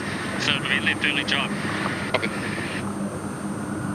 In 5, 3, 2, 1, 4, 2. 1, and forward. Luna Rossa on the left-hand side, tacking through, it's smooth and clear. Only a few meters. Emirates Team New Zealand have that margin, but they also have the rules on their side, coming into the top of the course. Emirates Team New Zealand slamming the tack in right in front of Luna Rossa. And Luna Rossa bail, splitting out to that left-hand side, searching for better breeze.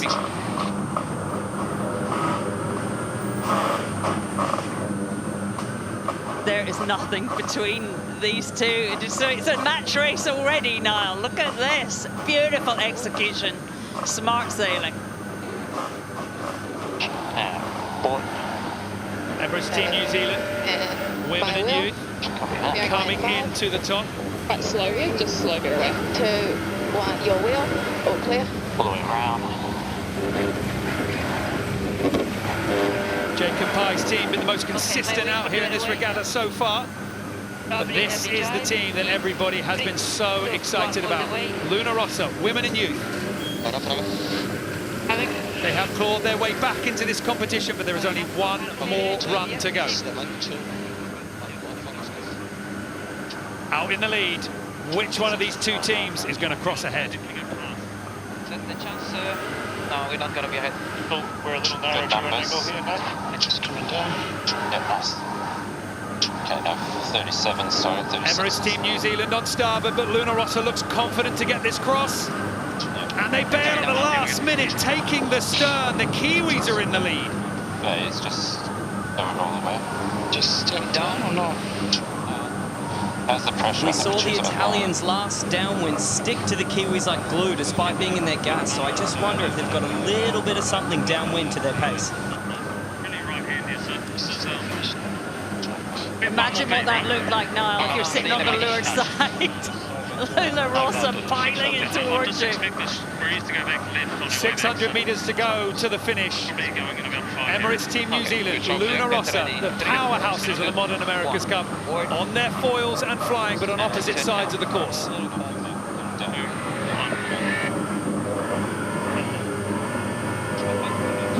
Far from the best jibe from Luna Rossa. They have lost some speed. That gives the edge to the Kiwis.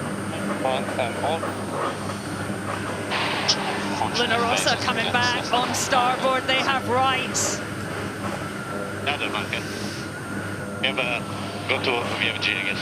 It is neck and neck at the moment between these two teams. This is going to come down to the thinnest of margins. Luna Rossa on starboard. Emirates Team New Zealand marginally ahead. How well can they jibe for the line?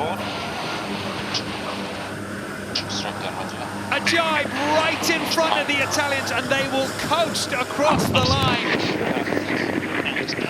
Luna Rossa tries to dip through just to make their point, but what a great performance. The Italians pushed Emirates Team New Zealand to their absolute maximum. Well, that is far more the Emirates Team New Zealand team that we are used to seeing. Yeah, we saw both the Kiwis and Luna Rossa having a few difficulties yesterday, but today they answered any issues with that. They were flying.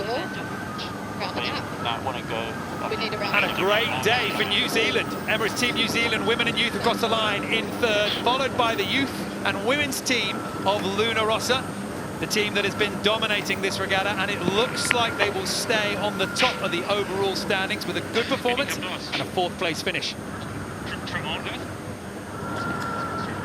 Well, back on form here, Emirates Team New Zealand. There was always a bit of a question mark coming into this regatta. How much damage would it do for Peter Burling stepping off this boat and going on to Luna Rossa? But Nathan Outteridge and the rest of the team, they've shown what they can do today. Yeah, what's the plan? Finish line on my place. You can run the before. Yeah, we can do the roundup and then tagging, so we are in the boundary. Running up here, sure? Okay, yeah. 2, 1, and turning. And stand by tag. The ROCHE-POSAY, dip the line clear, and then the last boat to come through on our screens at the moment, Athena Pathway coming through in 6th place. Hannah Mills and Ellie Aldridge pushing things at times in this race, but unfortunately just a bit of a splashdown coming into the bottom of the course.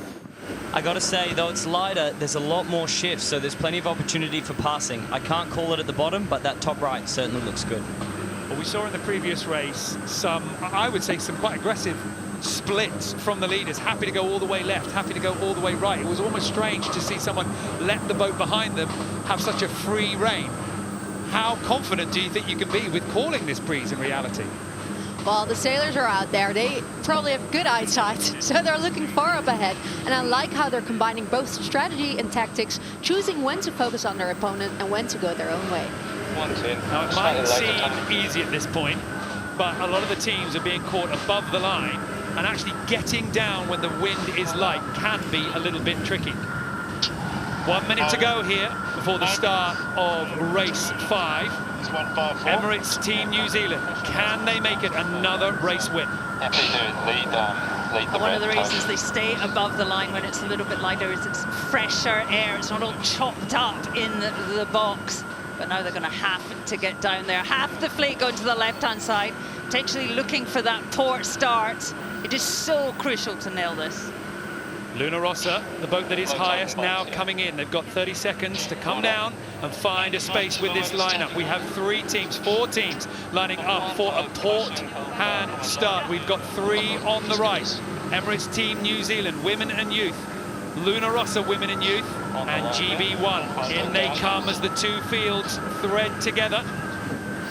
Athena Pathway pushing in now in the middle of the line. It is the women and youth coming in from the right. It's the principal teams coming in from the left-hand side. ROCHE-POSAY, do they have space at the pin? It has all been taken here by the women and youth down at the port end. And Emirates Team New Zealand, women and youth, crash down right in front of Tudor Team Elingi.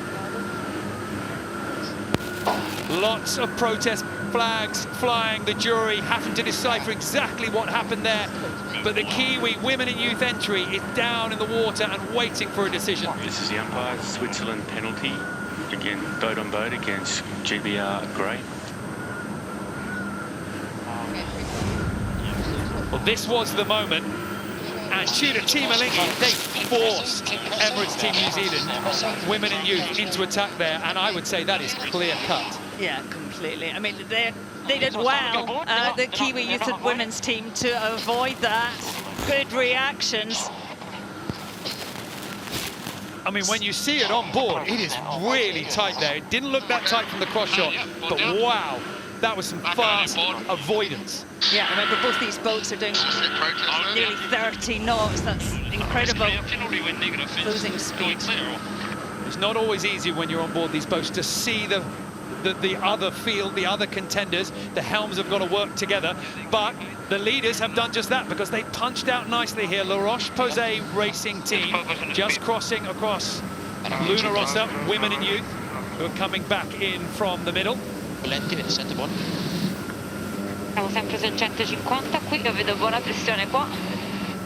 France in the lead. Luna Rossa, women and youth, out on the right with some space, and they are dangerous when they get clear. This is the umpire, Switzerland penalty, relative New Zealand Grey. Another penalty for the Swiss. I'm not exactly sure what, but they are not having a great start to this race. I mean, that was quite dangerous play. They were on port, thought they could get over the Kiwis. I mean, that was nearly 2 boats going back to the port.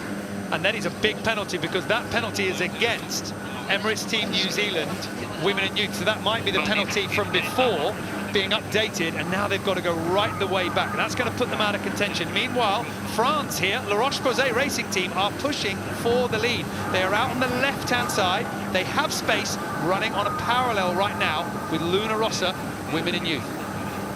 Yeah, and they chose to go on their own at the start, got out relatively clearly, and have been sailing the boat super clean so far, sailing a bit of windward heel, bow down, really pushing the boat to maximum speeds. In 10 seconds, a bit more breeze. Copy. It will be marginal with Luna Rossa. Tight cross on the right, Athena Pathway, just taking the stern of Luna Rossa. On the top of our picture, La Roche-Posay Racing Team planning their next move. Yeah, all of them minimizing maneuvers. You can see they're bouncing off the boundaries. Luna Rossa senior team know where they want to be, and that is in front of the senior Kiwi team. These were the two that were locked into a battle, and Luna Rossa making their intentions known. Really nice work there. What do you think about the top? Should we, how's the traffic look? So we're gonna have two boats that are ley lining right mark. 24 boats with the bit part of New Zealand. This top right was not great, now. This bit. Okay, two boats in front of us going right side. I'm pretty happy going straight through if they hit us. Peter Burling planning this rounding. There is not a lot of space now. The ROCHE-POSAY racing team in first place, just narrowly. Luna Rossa women and youth chasing hard. Coming down.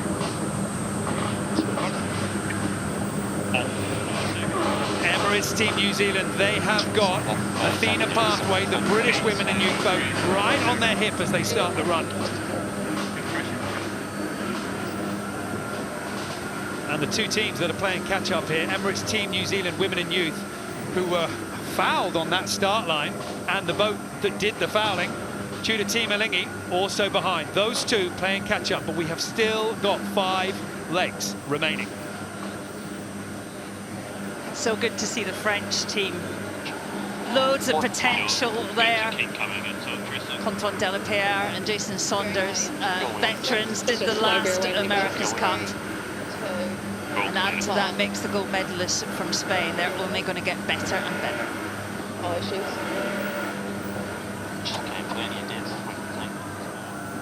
I feel really bad for the sailors down here. It's so hard to pick the breeze. It's like a vacuum lifting off the water and then dropping back in. At the moment, Luna Rossa women and youth are just picking up a little gust, and look to see them accelerate here. I can start it. 3, 2. Tudor Team Elingi rounding the top. That makes the last of our boats in this race. They are out in 7th place, playing catch-up. Meanwhile, at the halfway stage, just how tight is this? The ROCHE-POSAY racing team, they have lost the lead to the Italians, the powerhouse women and youth entry. Marco Gridoni and Margherita Porro making this look easy. This is the race committee. We are moving the windward gate, shortening to 1.1 nautical miles. Shorter course, harder for the boats behind to catch up, less racetrack. How long can the Italians stay in the lead? 1 board. All the way. 1 board.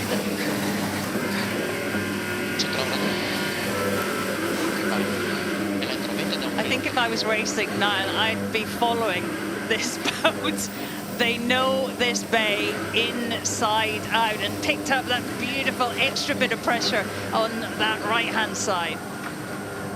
And with this breeze dropping, the boat gets more and more fragile. When you sail them, you can really feel all the pressure in your wheel. You can feel if you're just foiling or just not foiling, and the Frenchies are feeling that right now in this as they do this jibe. Well, the French coach was saying to me that it's about 50-50 in this breeze as to whether you make it through the manoeuvre, and I just jinxed it. Disaster for the ROCHE-POSAY racing team. Just when they were contending the lead in this race, they are down in the water. You saw a bit of hesitation there in the steering. You cannot have hesitation. You have to go a really quick turn, as we also see the Italians have dropped off the foil. 2 teams now down in the light winds of Sardinia, leading the way for those chasing boats to push their way through. How quickly can France and Italy get back on the foils? Meanwhile, Emirates Team New Zealand, Athena Pathway and Luna Rossa all coming into the bottom of the course. All change at the bottom, and Emirates Team New Zealand come out on top as they go back upwind. Neck and neck rounding for second place. Athena Pathway finding some great pace. They had a really hard day on the water yesterday, which resulted in a capsize, but they are here ready for the attack. Quick recovery now for the women and youth team from Italy. They are back up, they are foiling, they have limited the damage, but time is running out to get back into the lead. And how nice to see that cross from Hannah Mills and her team. They made a little mistake in that first race, but they got a revenge now, and they're on their own off towards that right-hand side. It's looking good. Something funny about the breeze just in that bottom right corner of the picture, because Tudor Teemalinghi also down in the water here. You've got to watch for those light patches. Cole called it. It was like a vacuum at the bottom half of the course. Just watch the overshoot with the French kit. Yeah, exactly right, Shirley. You saw how punishing it can be to try and attempt one of these maneuvers when it gets a little bit lighter. The other thing about this bottom right is the waves are just standing up a little bit here, so it's a deadly mix. Penalty Italy B, lose 75 metres. A penalty for Luna Rossa, and that was all to do with Tudor Teemalinghi coming down on the opposite course. Two boats not really in contention in this race, but Luna Rossa not doing enough to keep clear. So now, pushing ahead, it is Athena Pathway. They find themselves in a, well, dare I say it, an unusual position. The women and youth British boat is in the lead. And they'll be really excited about that. And I'm getting really excited just watching them sail that boat. They're sailing the boat super bound down, getting maximum speed out of the boat.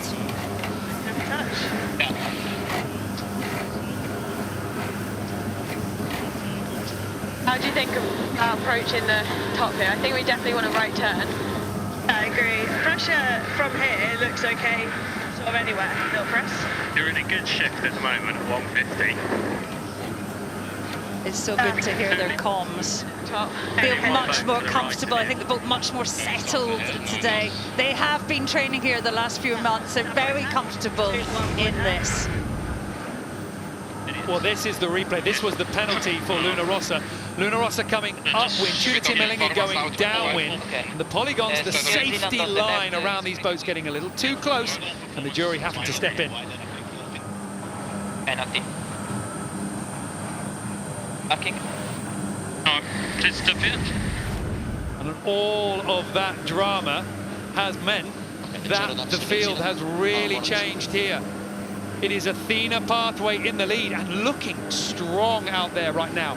What can this British team do now that they have clear air and an open racetrack? Happy over speed. We've got 7.5 knots here, so downwind as well, like need to land high, etc. For sure, pressing here. Yep. Okay, standby tack. 2, 1, put down. No higher. I will, board up. Rescue a little bit. Okay, no. It's coming back. And as you can see, they steered super quickly towards that turn. It's a fragile moment going towards that tack, and you want to get in and out as quick as possible. Twin. This is the race committee. We are moving the leeward gate, shortening to 1 nautical mile. Well set up for the right. 24 knots of boat speed is the magic number for a safe tack. Anything under that, high risk. One, put down. One more tap brings them into the top.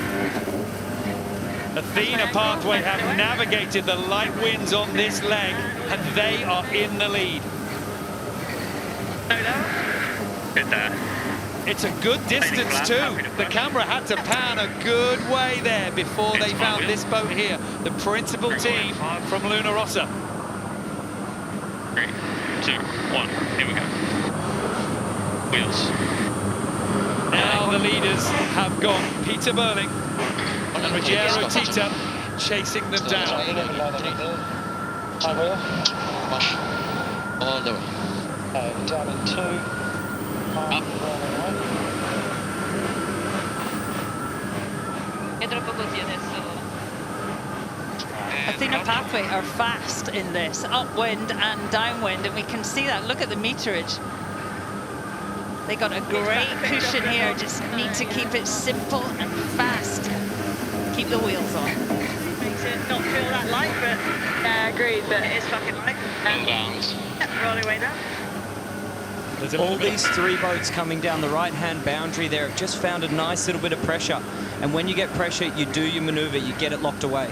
It's such traditional racing, isn't it? It's such traditional sailing skills. And Coles, you've been calling this breeze absolutely perfectly. We heard there a little bit of passion, shall we say, from Hannah Mills on board Athena Pathway, but this will matter to them. Yesterday was pretty much a disaster for the hopes of this British team, but right now they are sailing clear, and dare I say it, they're actually sailing a little bit lower than that chasing pack. They're looking efficient.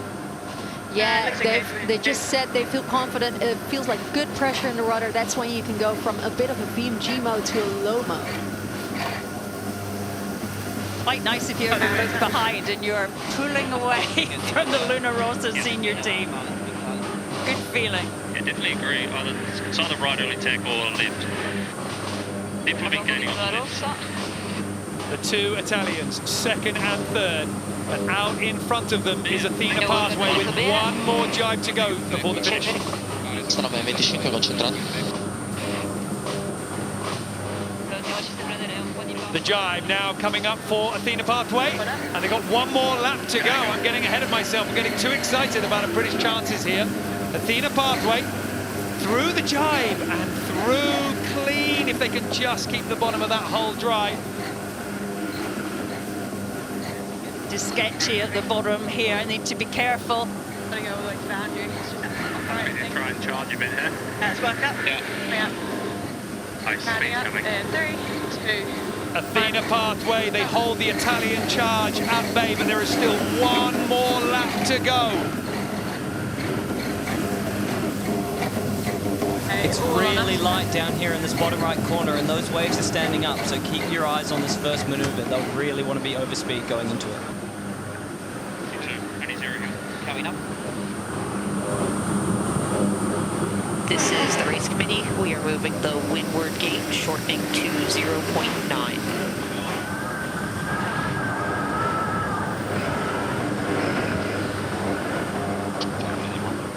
And the back of the course, we've just heard that Tudor Team Elingi have capsized. I am not sure exactly what has happened there.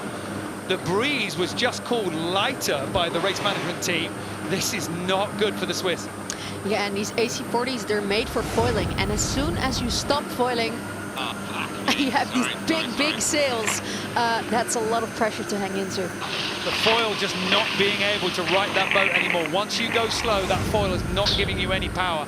Unfortunately, that's a big error for the Swiss team. That sees them out of this race, so we are down to 6 for the final lap.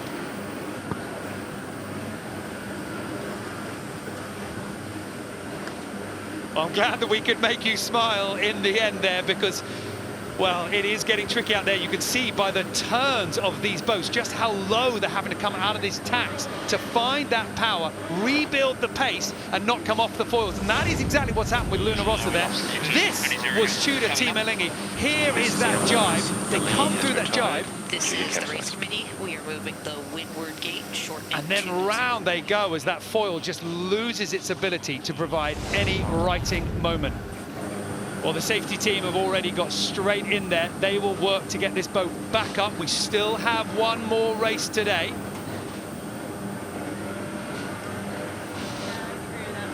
Athena Pathway right now, they are through that dangerous tack on that lower right-hand side. They are sailing clear. We saw Luna Rossa struggle through that tack. Luna Rossa women and youth as well. The British are getting it done. This is the race committee. We are moving the finish marks, shortening the leg to 0.7. Good news for British fans. That finish line is getting closer. Athena Pathway, they have got a little less work to do. And we have an exciting cross coming up between the French and the Italian team. The French choosing to go rogue, head out towards that left-hand side. And now we can see how that paid off. One foot down. Ready? I will. Forward up. Big rescue. Speed's coming. Nice. Heading up. Yeah. I think there'd be a lot of anxious coaches here wishing they'd put on the J1 or the bigger jibs. You can see through these maneuvers, teams are touching down and lifting back up just in the nick of time. We heard Hannah Mills just calling that big rescue as well. Work to do to keep these boats flying. Good job.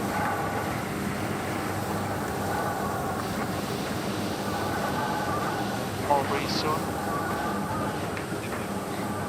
It's close on the bottom left-hand side of your screen, and Luna Rossa, women and youth, that is a very bold call there to tack and know that you're going to be able to complete that maneuver with pace, staying on the foils. They crossed the bows, even with the right of way, they could have had a very hard time getting clean here.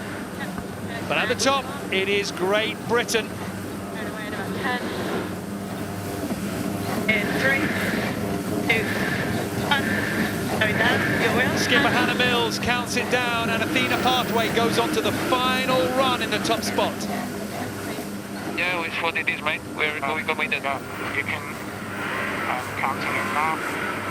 The ROCHE-POSAY racing team, they're working so hard with that Traveller, desperately trying to keep the power up. They just managed to snake around the mark, but unfortunately not on the foils. Can the breeze arrive? It's trying to lift the boat, and the French will do it. That was on a knife edge.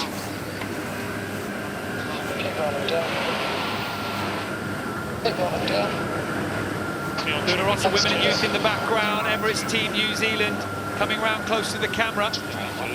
And Luna Rossa getting the inside of the Kiwis.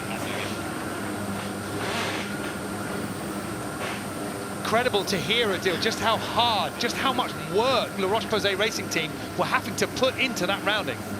Yeah, so they really chose to minimize distance, but they almost fell off, or they did fall off the foil because they lost all that speed having to sail a really high line. We can see soon if it paid off for them. They nearly wore out that Traveller, didn't they, the poor ball bearings. But look at this, it's such a difficult day yesterday, a capsize. They looked so down at the end of the day, but this has been impressive. This is how you banish the demons from a bad day on the water. They had a 6th, they had a capsize, they finished in 7th, a 6th in the first race today, but they've proven to themselves and everybody watching that they can do it. In about 5. Three-time Olympic medalist Hannah Mills takes Athena Pathway across the finish line to win race number 5. That was nice.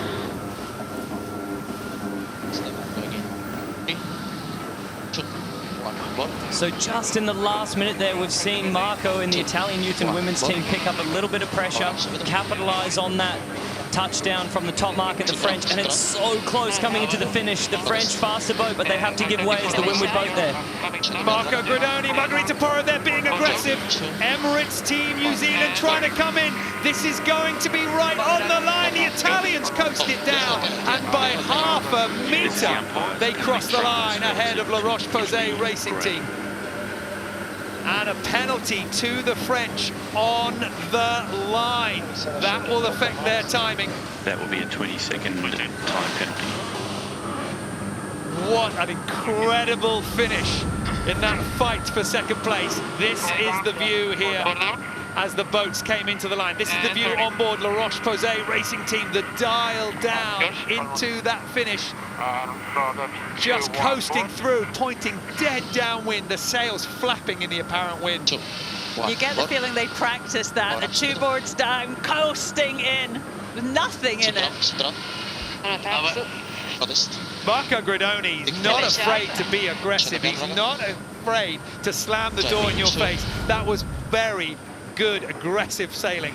Well, it was extremely nervous times for Kiwi women and youth fans because they towed up, fell off the foils, but just in the last 10 seconds have managed to pop up on their own accord. 1 minute 40 seconds to go.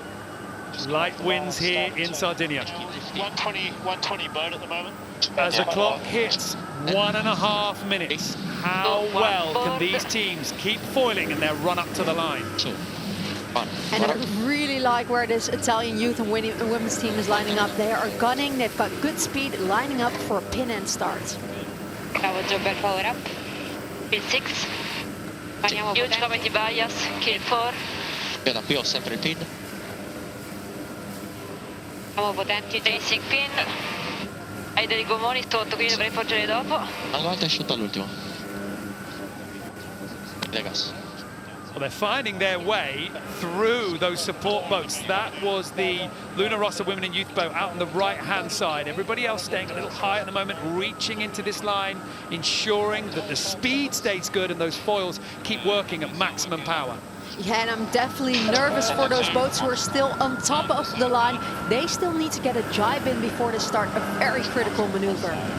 Emirates Team New Zealand jibing now for the line. Look at this, Athena Pathway are right now in the middle of the line. They have to keep the speed up. They have to keep moving forward with 20 seconds on the clock, but they need to keep enough line in front of them. Coming into the line now, two boats coming in from that left-hand side. Tudor Team Alinghi and La Roche-Posay Racing Team, and they can see these boats charging in from the right. With the rules on their side, we're going to thread the two fleets together. Athena Pathway nailed the timing on the far end of the line. Emirates Team New Zealand at the right-hand side. New Zealand grey, restart penalty. But it was the boat in the middle who were over the line. Oh, in fact, Luna Rossa Youth and Women got clean in the middle. Emirates Team New Zealand Women and Youth were over on that far right-hand side. They were late to that line. So now the field pushes on, and already we have got two rows opening up as the sailors struggle for breeze. Yeah, and it looks like there was a bit of bias on that race committee end. So even though Athena Pathway managed to pull off the pin, they are already a little bit on the back foot in this race. Well, Odile called it, didn't he? The women and youth team from Italy. It looked good from about 50 seconds out. They'd lined that up, they timed it with perfection, and they hit that line at pace. Could not have done it better. Absolutely. Here was the replay from some of those crosses as we were getting into that race course. So tight. These sailors here, we were talking to the umpires this morning, and they were almost shaking their heads. The sailors are pushing things so tight around the racetrack that even the umpires are sometimes gasping for breath.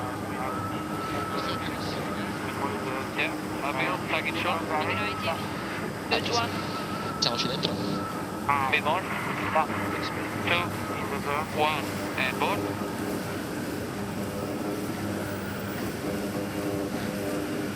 Ok, andiamo in lane tra 20.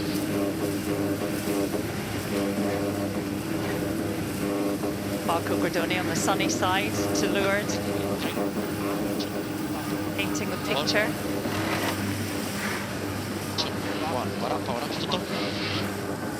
An important exit for this tack because New Zealand is coming in from the left. If they're not on that. Happy to go all the way. That looks better, right? Yeah, And the speed was lost out of that manoeuvre. The Kiwis are sailing off into the lead for now. 8 seconds, I'd say. We heard Ian Jensen, Goops, they call him the trimmer behind Seb Menzies on the Kiwi boat, liking that right-hand side. And they're carrying on all the way into the boundary. Heavy. 3, 2, 1, and board.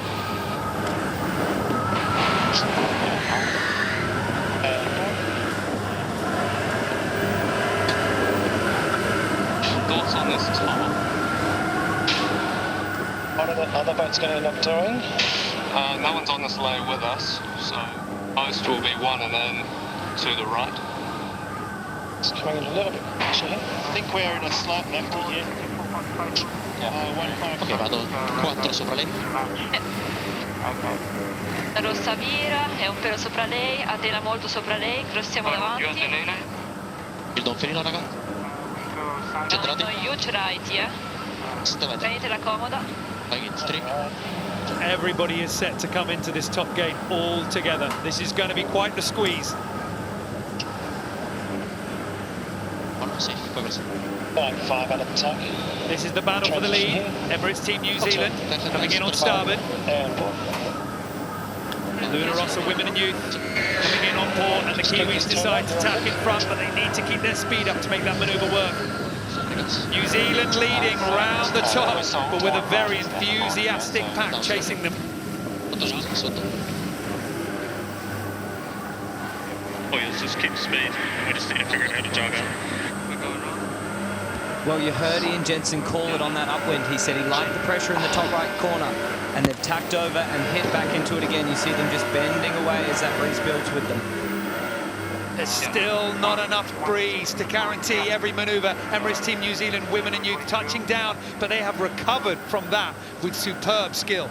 Yeah, that was high tariff, high risk, massive maneuver, the tack jibe, paying the consequences.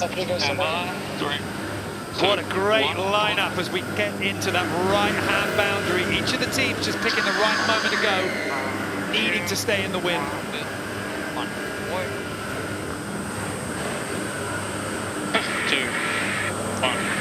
And it does look like a bit more wind on that right-hand side of the course, so I can understand why most of the sailors have come that way. And I've seen Athena have a really tough jibe on the other side, only getting to 20 knots, just on that really, really tight line of foiling or not foiling. Along with Athena Pathway, it is Tudor Team Alingi as well. I mean, Adil, you could see it evolving up there. There is less wind there. Potentially the rule, Shirley, you said it, always follow Luna Rossa. They know these waters. It seems so. It's definitely an eyes out of the boat type of day. Just a little bit of extra breeze can bring you so much extra boat speed. Just don't force them too much. Yeah, put you down a couple. How's breeze bed, huh? Look. Your catch, Max. Looks okay, straight, as long as we get past the gas. Copy. Beautiful header on the water right now for Emirates Team New Zealand. They are sailing 5 degrees perhaps lower. How long will it last? Slow pace up for it. Good angle for it. No, so a bit too. This is the race committee. We are moving the windward gate, lengthening to 1.1 nautical miles. Oh, she's on loaded. Perfetto. These jibes at the bottom, so critical now. Unless they tack you. 157. Emirates Team New Zealand doing just enough to stay on the foils, and they stay in the lead. One board. 3, 2, 1, up. Chasing behind the Kiwis, it is the formidable team of Luna Rossa Women and Youth. If they don't have an overlap, okay, you can shut them out. No worries. 1 up. 2. Yep. Tight on the rounding. Italy just squeaking ahead of the French entry, who are forced to put that board down and tack out. Despite the wind being lighter down here, there is some solace for the sailors as these waves have relented a little bit, and that we can see that in their maneuverability. They're holding on to these tacks a little bit easier. It's a high-stress game here, isn't it? All of these maneuvers, every single decision comes with that risk of slipping off the foils. Emirates Team New Zealand Women and Youth next around with Athena Pathways, the winner of the previous race, rounding on the opposite mark. And we very much have 2 races opening up here. 12. Stand by, going in 5. This racetrack looking right-hand side, dominant, both upwind and downwind. Massive gains on that side as these conditions change. It went okay, pretty even with us. Kind of held this angle now for the last downwind, bottom of this upwind, so been very stable. But just trying to weigh up the extra tacks versus shift, right? I'm in course in 10 now, so still good pressure top to right visually. Whereas yesterday there was barely any time to talk, now things are going at a slower pace, which gives the whole team a little chat. It's amazing just to hear the tactical considerations that you've got to bring in when it's light. Every maneuver comes with a big cost. Also to hear the ease of the chat with Emirates Team New Zealand. Remember, they lost Pete Burling. Blair Took stepped aside. Half the sailing team that's been there for 3 America's Cup is no longer there. And they chose to bring Seb Menzies in, who was already a sparring partner for this main cup team last cycle, now in the big boat. Come ti senti su scala? Forte, no?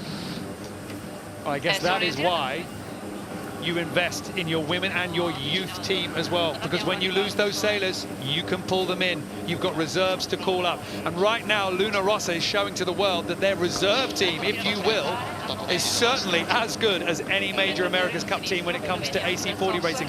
Right now, Luna Rossa women and youth are on a lift. They have got power in their sails, and they are out-sailing Emirates Team New Zealand. Look at the distance they pulled up here. That's going to be a really tight cross or a duck for New Zealand. Let's see how this tack goes. Posting up here and going as soon as we're at numbers. 2, 1 and board.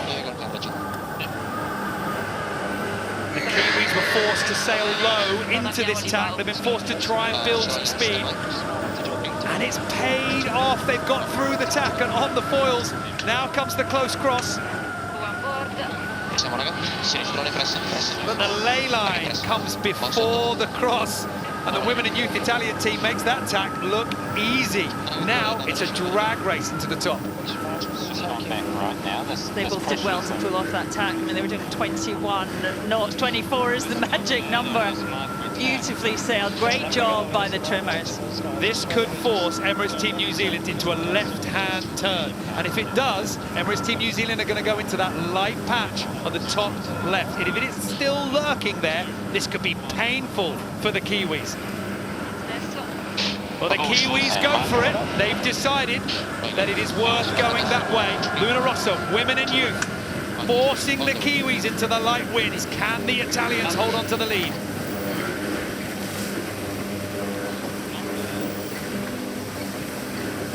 That was incredible. On that beat, we saw Nathan and Seb discussing. They knew the right was favoured, but they were worried about manoeuvres. And it just shows that tiny bit of leverage. That was enough for the Italians to get past. This is crunch moment now. Where is the breeze? Neither team have found the opportunity to jibe back in towards the middle. The Italians have had to avoid some boats coming up, so it's definitely early gains to Emirates Team New Zealand. Managed to find their way through the light winds. The principal Luna Rossa team coming through, just showing just how efficiently the other Italian boat and the Kiwis sailed that upwind leg. They are through and clear in their own private battle. Anna Mills, the voice of the British Olympian, finding her way through that light wind and staying on the foils. This bear away, though, it's right on the edge. And the catch is good. The power comes, and with it, the speed. Tudor Team Elingi now chasing the Brits. My wheel, going away, 3, 2, 1, here we go. And there you go. Halfway down the run.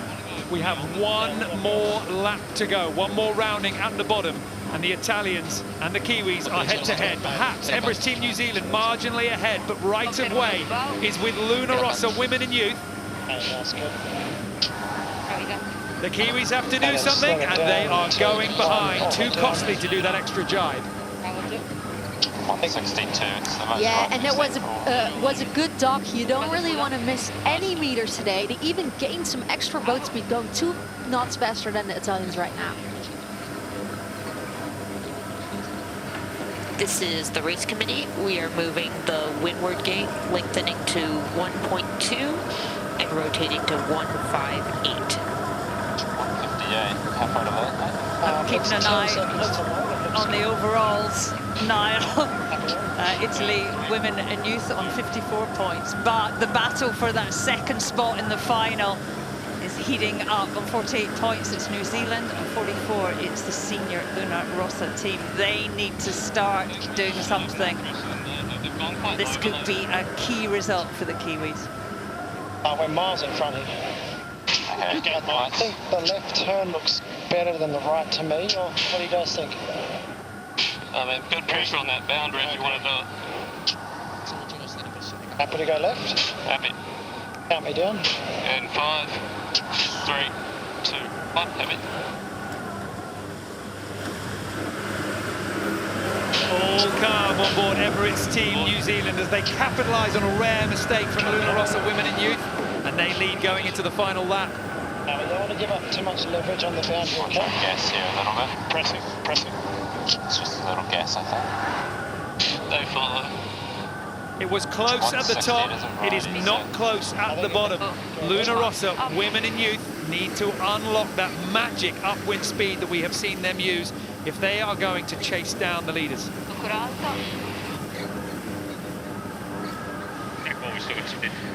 Well, Cole, we heard the voice of Nathan Outridge talking about locking down the boat behind. I don't want to create too much leverage. Just how risky is the conditions out there?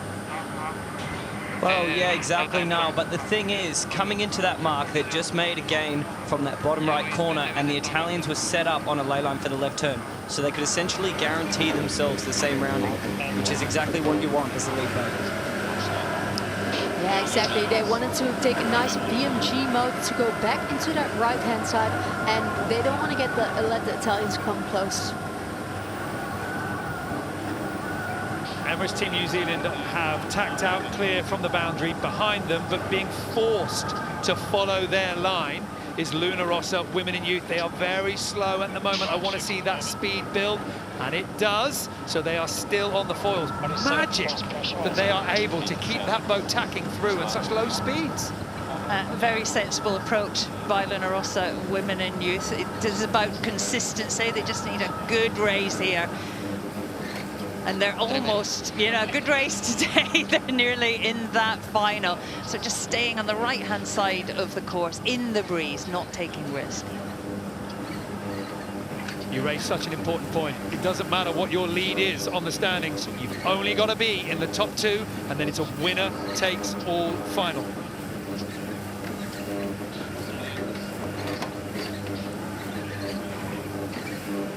Ok, top right, top pressione. Rovirano, tornano sulla destra.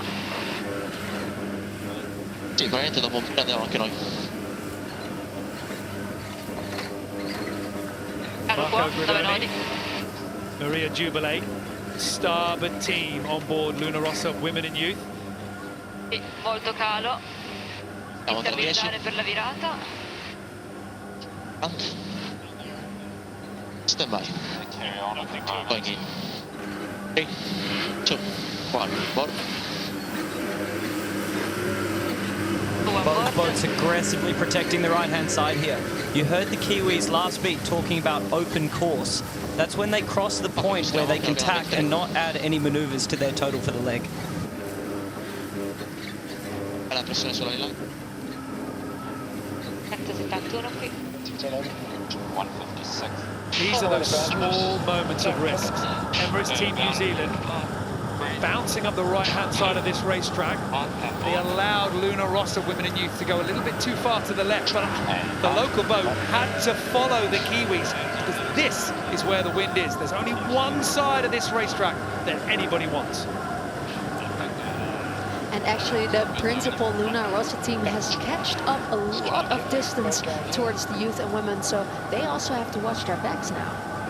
So we might have a little bit more drama to play out in this race. We are approaching the top of the course. We have one more downwind leg before we get to the finish. That will wrap up the final race today, and the opportunities for those points are starting to run out. It says awkward, doesn't it? Yeah, a little bit.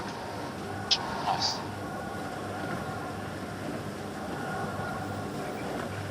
Yeah, so we've got one other Luna Rossa boat that'll head this lane with us, and a little bit back, but no. C'è pressione della Madonna. Occhio di cante, right?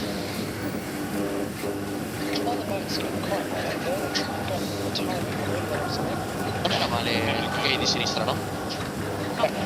20 to the lane, just make sure you have the speed. Yeah. Emirates Team New Zealand, the Omega bow, should be crossing clear here of Luna Rossa, principal team. But over their right-hand side, out of view at the moment, that is where the women and youth Italian boat is. And perhaps they are on the ley line. There is still danger lurking on the water here for the Kiwis. There's the reveal. The women and youth team have done a sterling job up this beat. They have closed down the distance. They're coming in with starboard. It's not quite going to be enough, but a reversal of fortunes at the top. Emirates Team New Zealand are in the lead, but the Italians are coming back. 3, 2, 1, all the way. Marco Gradoni sails towards the corner of the course that the Kiwis gained last time. Is it still there? Peter Burling and the principal team of Luna Rossa following Emirates Team New Zealand now onto the right-hand side. This is the race committee. We are moving the finish marks, rotating the course axis to 165. So the finish line is on the move, and I hope it gets there quick because these boats are going down at over 30 knots towards the bottom. It might be like winds, but the AC-40s, when they're flying, they don't hold back. The max speed of the marks, I think, is 8 knots. They don't have to go very far. It's a jibe from Emirates Team New Zealand, and it's a bad one. They have had to bleed distance. They have had to come so high. Once again, the women and youth team from Italy sailed to the best breeze. The Kiwis are paying the price for the lull. Luna Rossa are also paying, along with France as well. You can see those high lines. These maneuvers are so hard, aren't they? So marginal. Yeah, so right now it's all about minimizing maneuvers towards that finish line. 57 adesso.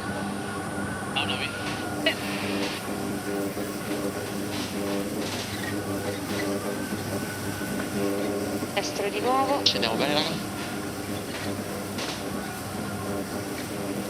Scendiamoci bene, pressione, bravi. 170 qui. Bene Gio, non più scotta di così. Approaching the jibe point on the boundary. Grande destro, 175, 10 nodi. Ok, ci prendiamo tutto. Steve jibe. In 3, 2, 1, board. Here comes the critical jibe. So far, the breeze is with the women and youth team from Italy. New Zealand out in the middle of the course. It is neck and neck between these two. Luna Rossa women and youth jibe well. They jibe clear. But New Zealand just seem to have a little something on their side. Unfortunately. New Zealand still have a jibe to do. Big manoeuvre. On the ley line, Luna Rossa women and youth, Emirates Team New Zealand, jibing, hoping to keep it on the foils. This is a critical turn.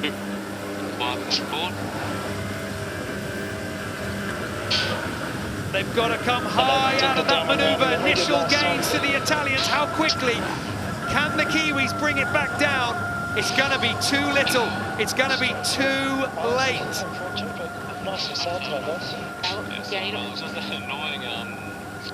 Luna Rossa women and youth have done it again. They get another race win, their third race win here in Cagliari.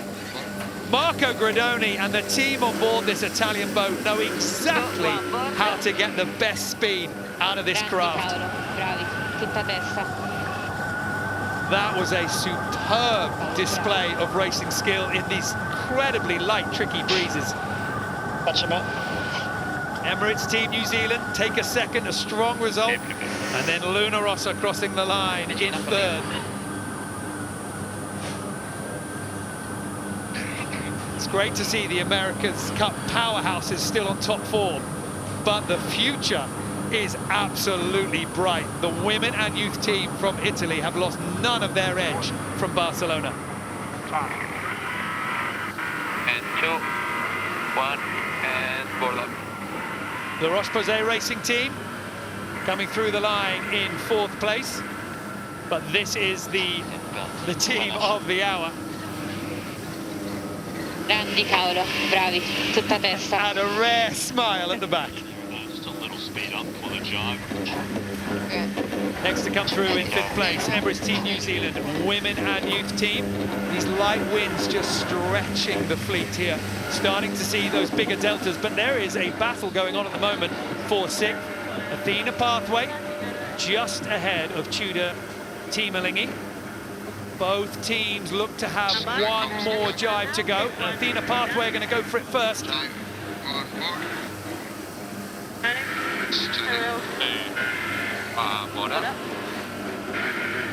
Again, coming high out of that jibe. Oh, and they're crashing down.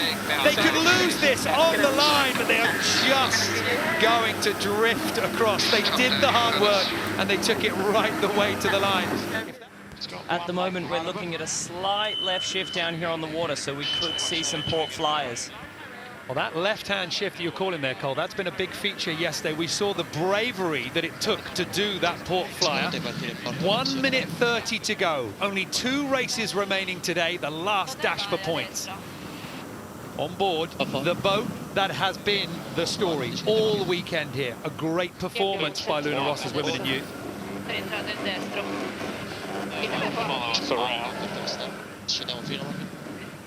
All eyes, though, Niall, on this battle, potentially for the second spot in the match race between the senior men from New Zealand and Luna Rossa senior men. They have to shine in this race. Looks like we've got 3 boats setting up for a port tech start and the other 5 going for a starboard tech start. 45 seconds to go. That split, that difference in opinion could be crucial as to what happens at the gun. Now the pack on the right-hand side, tacking through, and it's incredibly close there between Emirates Team New Zealand and GB1. Those 3 on the left, coiling the spring, staying up late as the starboard tackers begin to charge in. Luna Rossa, women and youth, 20 seconds to go. They're already a long way down the line. They might run out of runway. All coming down to the timing now for the start of the first race on Sunday here in Sardinia. The starboard tackers are dominating the line, and Italy has timed it to perfection to pick up a penalty just at the last moment. They turned the wheel. They had that extra half length, but they didn't take it. First one's just dipped it, 3 boats on port. A costly error, Niall. They have to get behind everyone that started correctly. Right now, I don't see them losing that VMG. They are still going towards the boundary.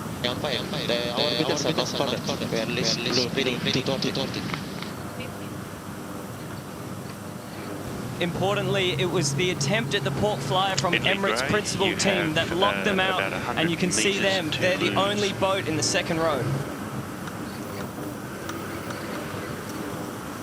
Can you say us? Because we're leading 140. At the moment, what you can hear is Marco Gridoni talking to the umpires. Your OCS. This is the umpires, Italy Gray, second penalty, not doing the OCS penalty in 1 minute. And that miscommunication, that confusion has really cost Italy here. Now they have 2 penalties to go. Yeah, and they had a healthy lead going in today, so it begs the question, are they cracking under pressure? How much we have to lose, please? That's correct. You have 2 penalties. You have to get back 2 penalties behind the last boat who started. Now we see the bow come down of Luna Rossa women and youth as the gravity of the situation starts to land. Marco Gridoni, Margherita Porro need to lose a double penalty distance. But meanwhile, the front of the fleet starts to push ahead. This is an opportunity for the rest of the field here because the Italian women and youth boat are formidable, even when behind. Everybody else needs to capitalise right now. Softer freeze now. Well, despite dipping the fleet, the French started in that left shift that we called before the race, and now they've tapped over into a righty. That's why they're leading right now. 200 metres to lose relative to the fleet. You're on a 3rd penalty. Oh, what a disaster for the youth and women's Italian team. You are to then start doing something to lose distance. I'll call you in. The umpire is trying to give them the opportunity to do the right thing. The umpire team needs to see some effort from Luna Rossa women and youth to lose those penalties, needs to see that boat turning down. I thought I saw it before. Ray, you are to lose VMG. and they are about to receive a lot more than just a slap on the wrist. This is real confusion here for the regatta leaders. Okay, Luna Rossa in 2, 4 down in 2, 1, board. Board. They're sailing a beautiful first leg is this outfit. Different conditions today, isn't it? It's flat water, a lot of learning from each day. Close cross, but GB1 didn't actually want to let the cross happen. The British attacking right in the front of the French. You in the mark, mate. Frenchie split, you in the mark. The fleet pushed their way up to the top of the course, and the boat that was denied the opportunity for racing yesterday is back. The British are strong on the waters here of Sardinia. GB1 in the lead. We are too close. Slow too. This is the umpires. Italy Gray, you are disqualified for penalties not taking them. Well, while the British are celebrating disaster on the water for the Italian fans, the regatta leaders, Luna Rossa Women and Youth, disqualified after that penalty confusion. Italy Gray, you are disqualified. Please leave the course. We will sort out the software. Oh, to be honest, that's a hard situation. I can understand both points of view. Super frustrating for Italy to not have that software, but also if you hear the jury saying that you need to lose meters, I mean, they are good at going fast, but this is not the moment to go fast. Richard Slater pretty clear. I think we got the idea that they were over the line and had to do something.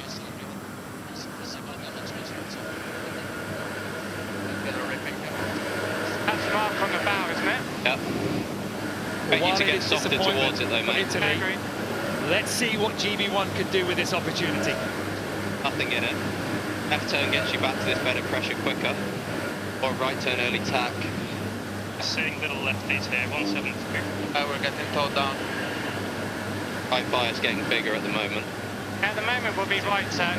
Yes. Good cross on the other boats. On the voices of skipper Dylan Fletcher and brand new helm, trialling out really at this event. Ben Cornish on the port side, painting the picture, planning ahead, and at this pace, oh, you have to. It looks like that lead has grown slightly. GB1, they knew they were fast. We didn't have an opportunity to see it before, but here it is. It's softer down here. Yeah. And I think it's a good thing that it's super flat water out today, because the other boats had a lot of warm-up in waves, but it's a whole new playing field today. This team here in the lead have only been able to complete one race so far in this regatta. I think we can. We're going and that was a second. So when they are free, they are fast. Right now, they are fast and in the lead. And great ley lines, too. Put down. A great first lap for the British team. GB1 holding strong. Press. Okay, my wheel. A little bit of a heart in the mouth moment there. So nearly slipping off the foils. That was a complicated maneuver to pull off, and a high risk too. They see some breeze on the right-hand side that they want. But chasing down hard, you have got Luna Rossa, you have got the ROCHE-POSAY racing team. GB1, you are going to be able to feel that pressure coming from behind very soon indeed. Turning up, 2. Well, keeping half an eye on the overall points. Niall, today it is all about getting in that final 2 spots, and we have 3 boats so tight. A massive battle between both the Italian boats and New Zealand. Happy to tack in about 10. The voice of Hannah Mills leading our team. 2, 1, 4 down. A newfound confidence after that race win. They certainly feel they are fast, and you can see it there on the stats. They love these conditions.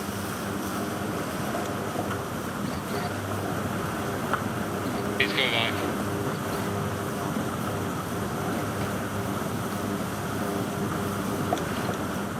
August 27th. The course has now opened up. The teams, the sailors, free to try and pick their way through to find the breeze. It's going to be so critical today. The thermal winds here in Cagliari haven't fully materialized. But look at GB1. They pulled off a rounding and straight into attack at the bottom gate. They wanted this right-hand side. Will it pay off? You want to hit before them? Well, Niall, from the bottom gate, tacking around there, they're actually heading straight back through all the gas of the boats coming downwind. But that cost seems to be paying off as they've just tacked over in a beautiful bit of right pressure. I mean, you said it there, Cole, that ultimately nothing about that maneuver made sense. I mean, it was quite a gutsy move, but so far, so good. They are brave when they need to be. They have been based here, training day in, day out with Athena Pathway. So know the venue well. You get these conditions a lot also. I think both the British teams confident in their pace in these conditions. Okay, stand by. 2, 1, let's go. Putting. 2, 1, forward. Much like we saw yesterday, it's all about the one side. GB1 sticking to the right-hand track on the way upwind. And I like where they've positioned themselves there, right between the top mark and the fleet. Like a nice step of pressure here. Okay. Stand by. Happy here. 2, 1, forward. And turn.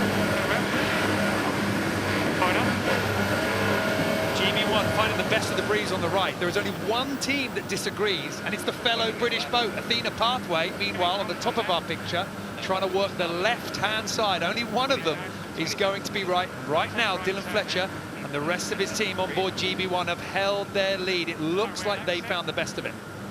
15 to your left. Tapping up here. It's, of course, too little too late for this British outfit, but what a confidence boost it would give to have a good day today as they prepare for the next event in Naples. 2, forward down. Turning, my will. 2, 1, forward. They were on the ley line to the left-hand turn, but they've elected to go round to the right, wanting the breeze. GB1 still in the lead at the top. The British are building confidence, length by length. Can they fire? I will. I'm try and roll. Three-time America's Cup winner Peter Burling being forced high out of that top gate as Canton Delapierre and the crew on board the ROCHE-POSAY racing team get the inside line.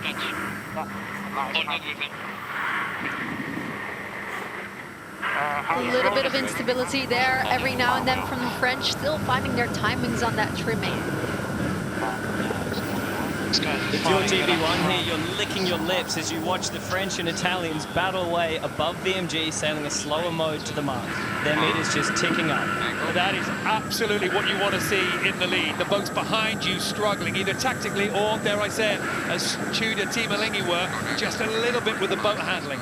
GB1 is making full use of their space out in the lead.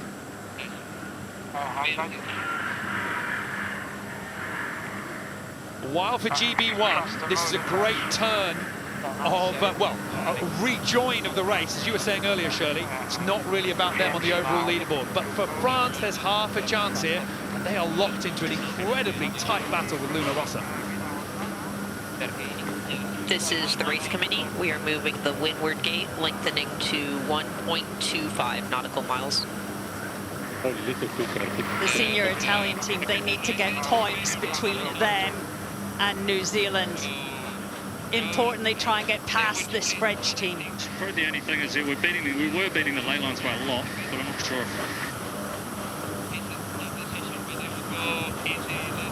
Routing at the bottom. There's a good bias on right at the bottom. Probably on a tight lay, and then we can split with France, eh? Okay. New Zealand?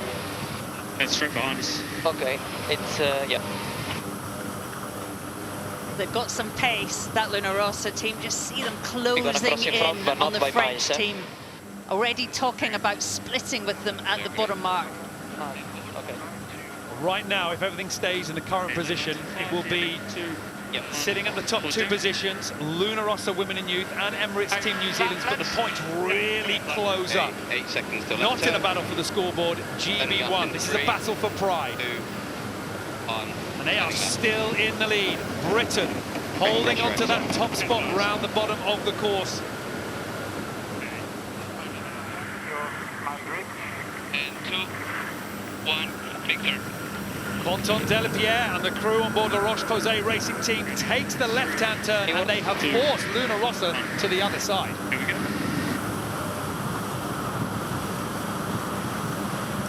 Nice rounding there by Luna Rossa, and also love to hear the chats. It seems like there's no hierarchy of work, but really Pete and Tita figuring it out together.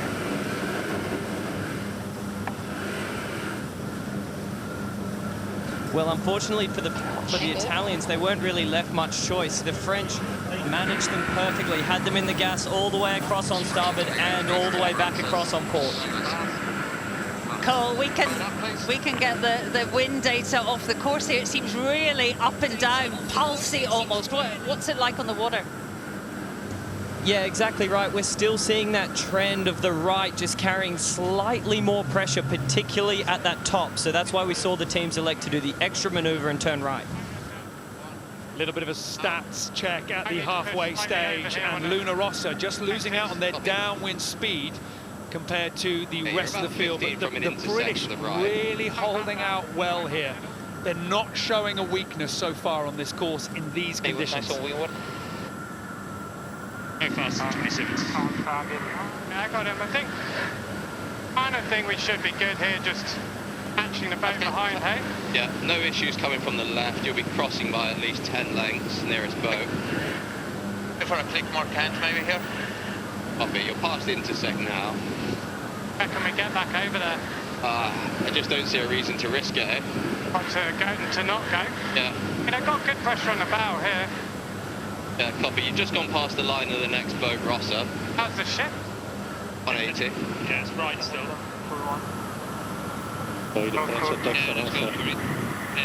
It still feels now like we're slightly eavesdropping, I have to say. But how good must this feel? Leading the race, even the hardest 2 days. And for Ben Cornish, remember, Ben Cornish in the last cup was a cycler. And he is very much trialing to be that co-pilot with Dylan Fletcher. Yeah, we can hear the happiness on board GB1, and it is a different picture for the ROCHE-POSAY racing team and Luna Rossa, because they are in a really tight battle for second place. That was just a bow-on-bow tack. They bounced off each other, and now they are heading out to the left and the right-hand side of the course before coming off the boundary, doing the whole thing again. Again, it's cool to see this French boat going along. Had some nice windward heel just now. They're really trying to create as much leverage as they can to get the boat going as fast as they can. That windward heel is something that we really see in foiling boats. There's a really interesting dynamic to getting that foil working for you. Yeah, you can get it to work for you in several ways. We just heard the British talk about a little bit of extra cans. That's one of the options. They can actually choose how far they want the foil in the water and also at what angle they put the boat foil in the water. This mode keeps us out of the guts of GBR. Yeah, it turns higher, but it's good. Turn higher now for the regain some on Luna Rossa. Yeah, quite a bit. Pressing back a touch,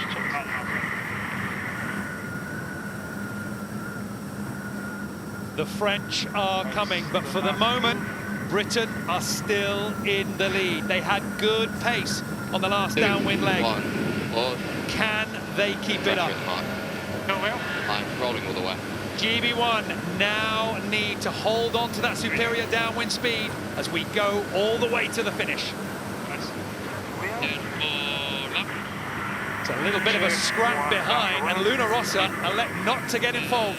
The ROCHE-POSAY racing team turning to the right, the Italians neck and neck, firing off to the left. And if the Kiwis go for one more tack there, they have a certainly good opportunity to even overtake the Italians. We see pressure across the course here is actually up 1 or 2 knots. It just takes away a little bit of time for Luna Rossa to reel those French sailors in.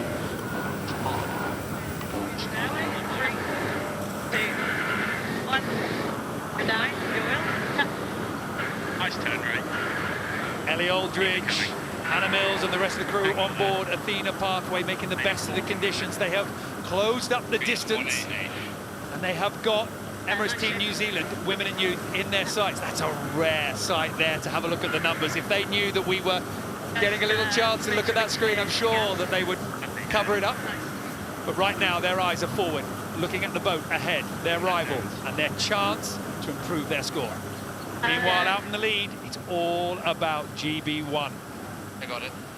Good gain from Prada, splitting, interestingly. Copy. Worker down here. And it seems I was wrong about that right-hand side, because actually the Italians gained a lot by taking that other mark and might even overtake the French here. I wouldn't feel too bad about it, because it sounded like Dylan Fletcher on board GB1. He was pretty surprised by it as well. So a few surprises on the water. Have fun. The Luna Rossa senior team, they are right back in it. And remember, it's all about points between them and the Kiwis. They have their eyes firmly set on that French boat in front of them. I need 10 this way, Dill. Yeah. Give it a little fat. No reason not to right now. Okay, 2 on the box. Give it 3, 2, 1. Happy board. Moving. Turning. 2, 1. Board up. Calm voices on board GB1, but do not be fooled. This is massive for the British team. Okay. For the team that had to sit out the entire day yesterday. And obviously it means a lot for the fans as well. They've got the French behind them. They've got the Italians lurking out to the right-hand side. But they have got nothing in front of them but the finish line. Great Britain takes their first win of this regatta, and that win will mean so much. Back we wanted. It's going to be close right on the line between Luna Rossa and the ROCHE-POSAY racing team. The Italians take it, but only just. It was such an important battle to win for the Italian team. And another tight battle right on the line between the two Kiwi teams. And the principal boat show how it's done. The women and youth just pushed back into 5th place as Nathan Outteridge and the rest of the crew on board Emirates Team New Zealand finishing 4th. Coming through in 6th place, Hannah Mills is Athena Pathway. Just unable to come back in after that beat that found them on the wrong side of the breeze. And what's gone down? And 10.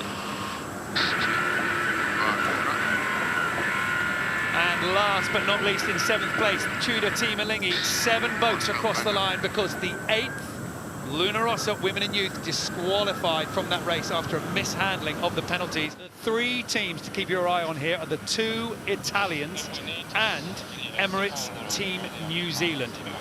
The Italian blue, the Italian grey, and the Kiwi blue. Those 3 boats are all vying for that top spot. And right now, there is only a single point separating each one. A bit more breeze, but a lot more pressure as this is the final race. Yeah, Niall, and with that breeze, we're actually seeing the same amount of shift, so there's plenty of opportunity for passing, just like we saw in last race. Keep an eye out at the moment. We're just seeing a little drift in the breeze to the right.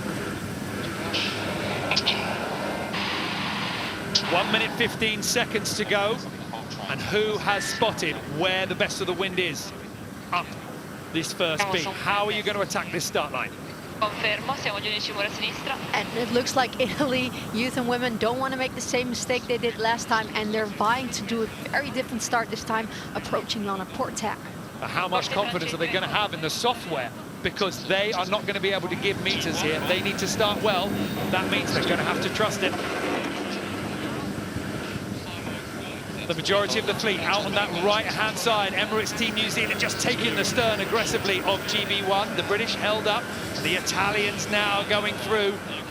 This is the battle leading into the line. The rest of the fleet all held up. GB1 staying high against the line. Both British teams very high. Emirates Team New Zealand coming up now. A little bit of right in the breeze, not making it easy for those trying to start on port.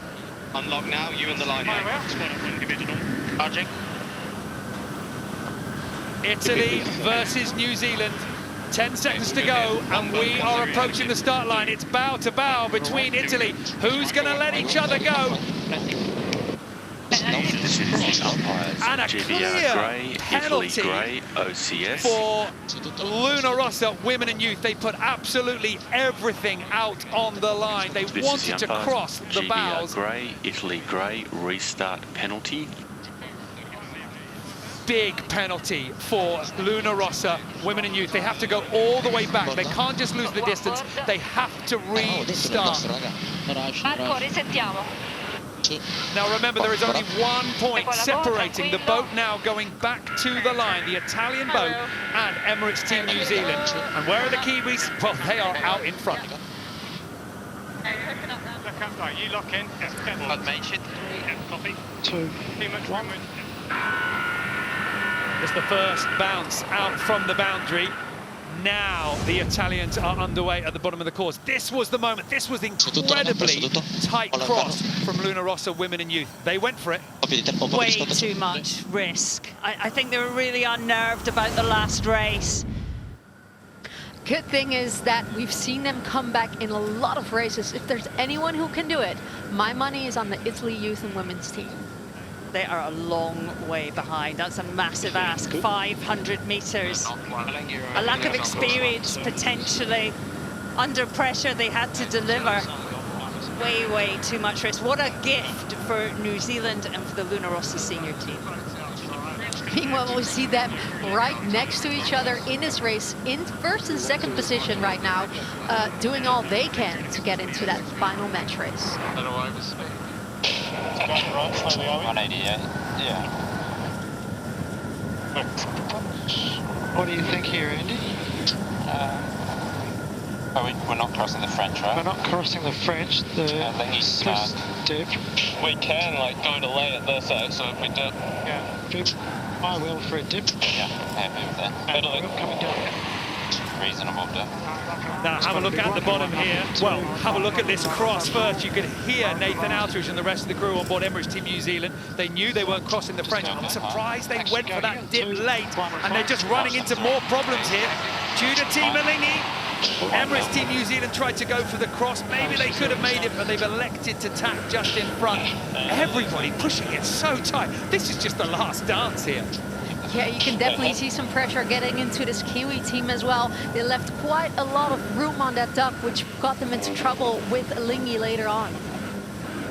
Luna Rossa are in the lead, but just cast your eyes for the moment at the bottom of your screen. You'll see the leaderboard. Whoever is in green, that is the boat. Then in the current standings, in their position, will get enough points to see them graduate to the top two. So the green light means you're through. Are we okay with the French, or? Yeah, we are. 10 seconds delay. We get this fluid, or? Oh, we probably... Lay lines here. 5, 3, 2, extending. 1. Yeah, board down. Okay, inside the French. 2, 1, and board up. Luna Rossa attacking, they are clear. This should be an easy ley line to the right-hand turn. Over their shoulder on the left-hand side, they've got the ROCHE-POSAY racing team. Very small bias left, but happy to go right. Yeah, definitely happy right. Close coming in here to the mark.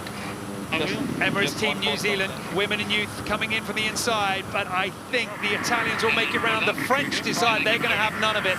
Simultaneously at the top, the two teams that are fighting it out for a place in that final, making their way through the pack. 191 is quite a right phase, I think. Still to make their way up to the top, Athena Pathway in 8th and Luna Rossa, women and youth. So far, the magical power of Marco Gridoni and his squad has not been able to deliver on this first upwind leg, but still have multiple legs to go.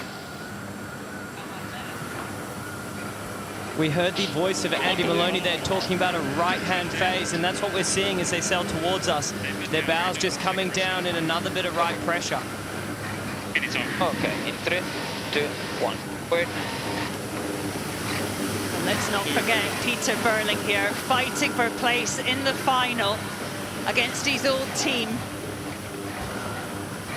I wonder how that feels for him.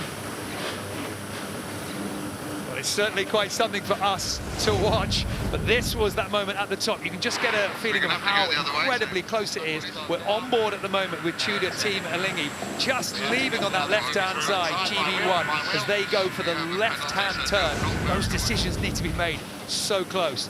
And right now, Luna Rossa are in the lead, and they have stretched it up to 115 and growing meters. Meanwhile, the ROCHE-POSAY racing team, who seem to be fast in the light winds and flat water, are sailing through well. What I can tell you is that GB1 right now is not worried about these overall standings. That is a boat that is going to be prepared to take some risks.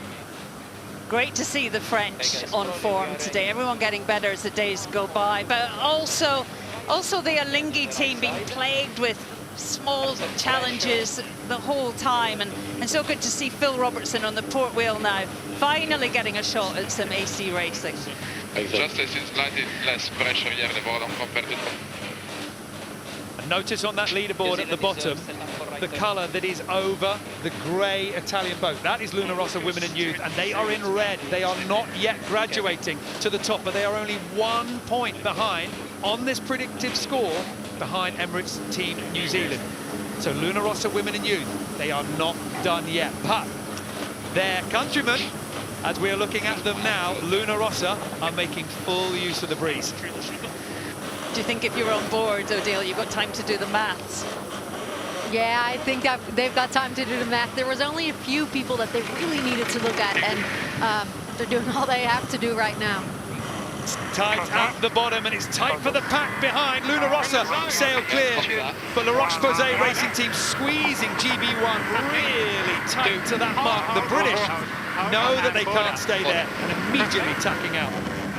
3, 2, 1. This is the umpire's penalty, GBR blue relative to France. And GBR capturing the penalty as Emirates Team New Zealand Women and Youth are down in the water. They came round nicely but splashed immediately. And this is what you want to see when you're Italy Youth and Women. Let the people in the front make the mistakes. Just keep chipping away and sail away those meters. 3, 2, 1, up. Good and smooth at the bottom of the course for Luna Rossa Women and Youth. They need every position. Down on the water here, I really like what's happening for the Italian principal team. Pete and Ruggiero have lined themselves up nicely with the fleet. You can see everyone on port tack, so they're in sync and their leverage is not growing. And once again, Cole, we see everyone pushing out to that right-hand side. Do you think that is where they should be going? Yeah, I think the right-hand side is showing a little bit more pressure, but the beautiful thing about the position of Luna Rossa right now is they get to lead everyone back and actually get further up that right-hand boundary than the rest of the pack.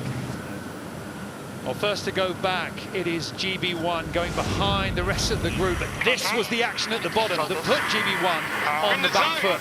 The ROCHE-POSAY racing team coming round on starboard. GB1 slow to react. They knew that they'd pushed things a little too close. That is why you see them tacking straight out of there. But, of course, the damage was done before they got to the mark. Yeah, a little bit of a cowboy move there, late in with a jibe. No room. Those polygons around the boat, that is a safety polygon round there. That's when the rules kick in, and they were firmly overlapped. The safety margin totally evaporated. 2, 1, here we go. 2, 1, This is a fresh team for Luna Rossa as well. Obviously, we've talked a lot about Pete Burling coming in, but there's not a lot of opportunities in the America's Cup circuit to really test your team, how robust you are under pressure. And I think we're seeing the best of them now. On the left, but we are comfortably ahead. Halfway stage of this race, and we are set at the moment for an Italian-Kiwi final, but not the Italian team who's been dominating this regatta. Tudor Team Alinghi pushing on. Phil Robertson, this is a man that you don't want to be chasing you down on the race course. Marginal now. Yeah, all good here, right? Yeah, all good, no issue. Anywhere you like. Yeah, Phil Robertson on the port wheel, finally getting a shot in the America's Cup arena. There is a lot more to come from this team.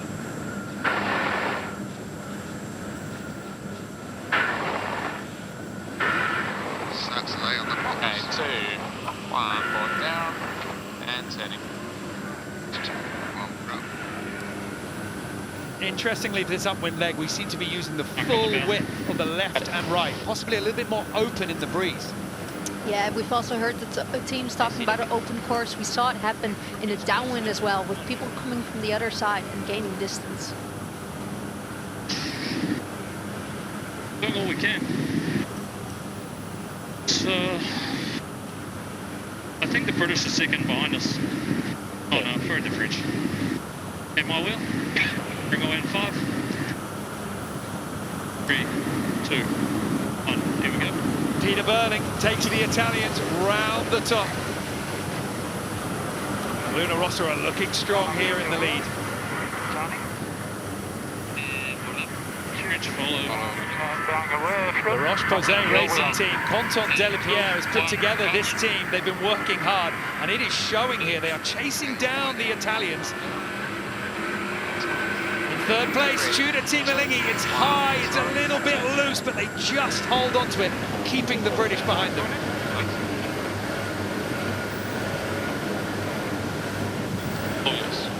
Kiwis rounding the mark in 5th. They cannot lose a lot more if they still want to make it into that final match race. At the moment, if Emirates Team New Zealand lose a place or Luna Rossa Women and Youth gain a place, we will see Luna Rossa Women and Youth go up into that final. This team right now, Marco Gridoni, Margherita Porro, the rest of the sailors on board, they will be working absolutely to their maximum to make that happen. At the moment, it's quite right. Quite hard to make gains, isn't there, today? Everyone has come out today a lot better. I know the conditions are slightly easier, it is flatter water, but so few mistakes throughout the fleet.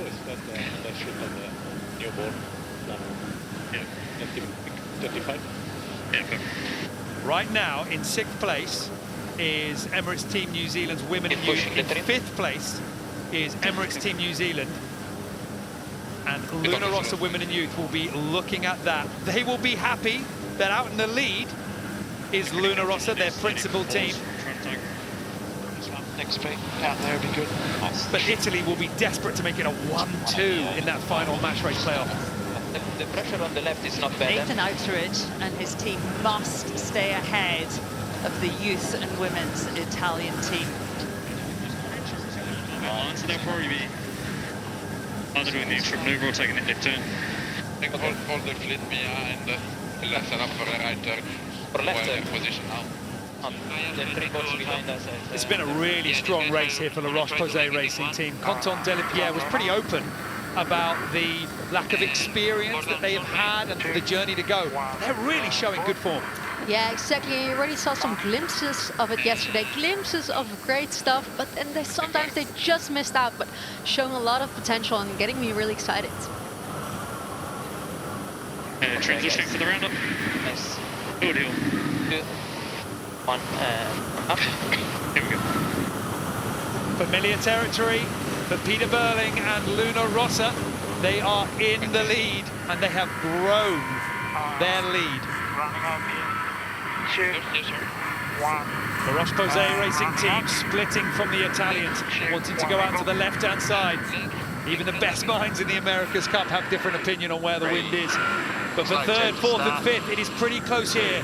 Tudor Team-Alinghi finding a way through on that left-hand turn. GB1 with a bit of a splashdown, but straight away back up. Emirates Team New Zealand, they've smelt the blood and they've managed to fit their way onto the inside, but they can't live there and go into attack. Every point important for this boat. They just had a boat's width, didn't they, to get in there, and they used it.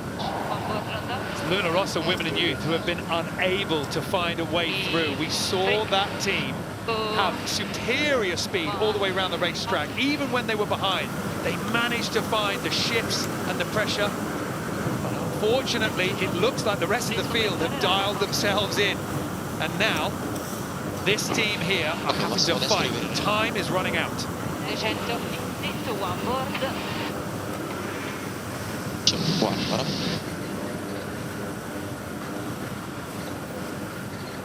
Luna Rossa senior team just keeping it really tight here. They know in these conditions that they can maneuver their boat very closely to the others. There's no point taking risks, and they bounce the French out to the unfavored left side. Quite the right image. I think if we see anything right, I'd probably go back with them. Well, this was that mark rounding at the bottom where GB1, touching down and flying high, spun wide of the mark. Emirates Team New Zealand, two good decisions. One, to go for the inside, and then the second good decision to know when to bail and capitalise on what you've gained. Capitalize on what they've gained and going out towards that right-hand side that everybody seems to like so far. There's a lot of bouncers going off in the middle of the course here with Tudor Team Ilingi and GB1. It must feel fantastic for this team out in front, knowing that all of that drama is astern of them. Odile, you won the gold medal in Paris in the women's skiff class, the 49er, but sailing on board the French boat on the port side is the male winners. I mean, what do you think when you watch that? What sort of potential does Vuitton and Triddle have to bring to this outfit? Well, they're great sailors to start with, but also they're a really great duo. You really can feel their warmth, feel their friendship, and I think a team only starts working once the atmosphere is right, and they already bring half of a boat in there with the two of them. So the other guys are nice as well. So I think a good team, good energy, and that brings you very far. And perhaps that is what we're seeing here on the senior Luna Rossa team, because of course Peter Burling has come through from Emirates Team New Zealand. I mean, not just a team that he was with, but his home, his life, and now he's got to build up that strength, but in a new outfit. We've had a relaxing of the nationality rules. You're allowed 2 non-nationals on each boat, which has allowed... You're probably wondering why everyone has kind of moved around, but that is why. And that allowed Pete to join the Italian outfit. Bias at the top. For pressure, better right turn.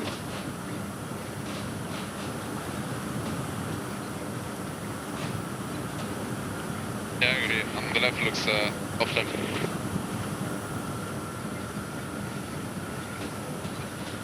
A bit quick. Heads in 5, 3, 2, 1. Full tip. Slightly wide field. 2, 1. Luna Rossa are in the lead at the top of the course. They have not managed to win a race yet in this regatta. The powerhouse of the America's Cup, Peter Burling, finds himself for the first time in the lead with only the finish line to go.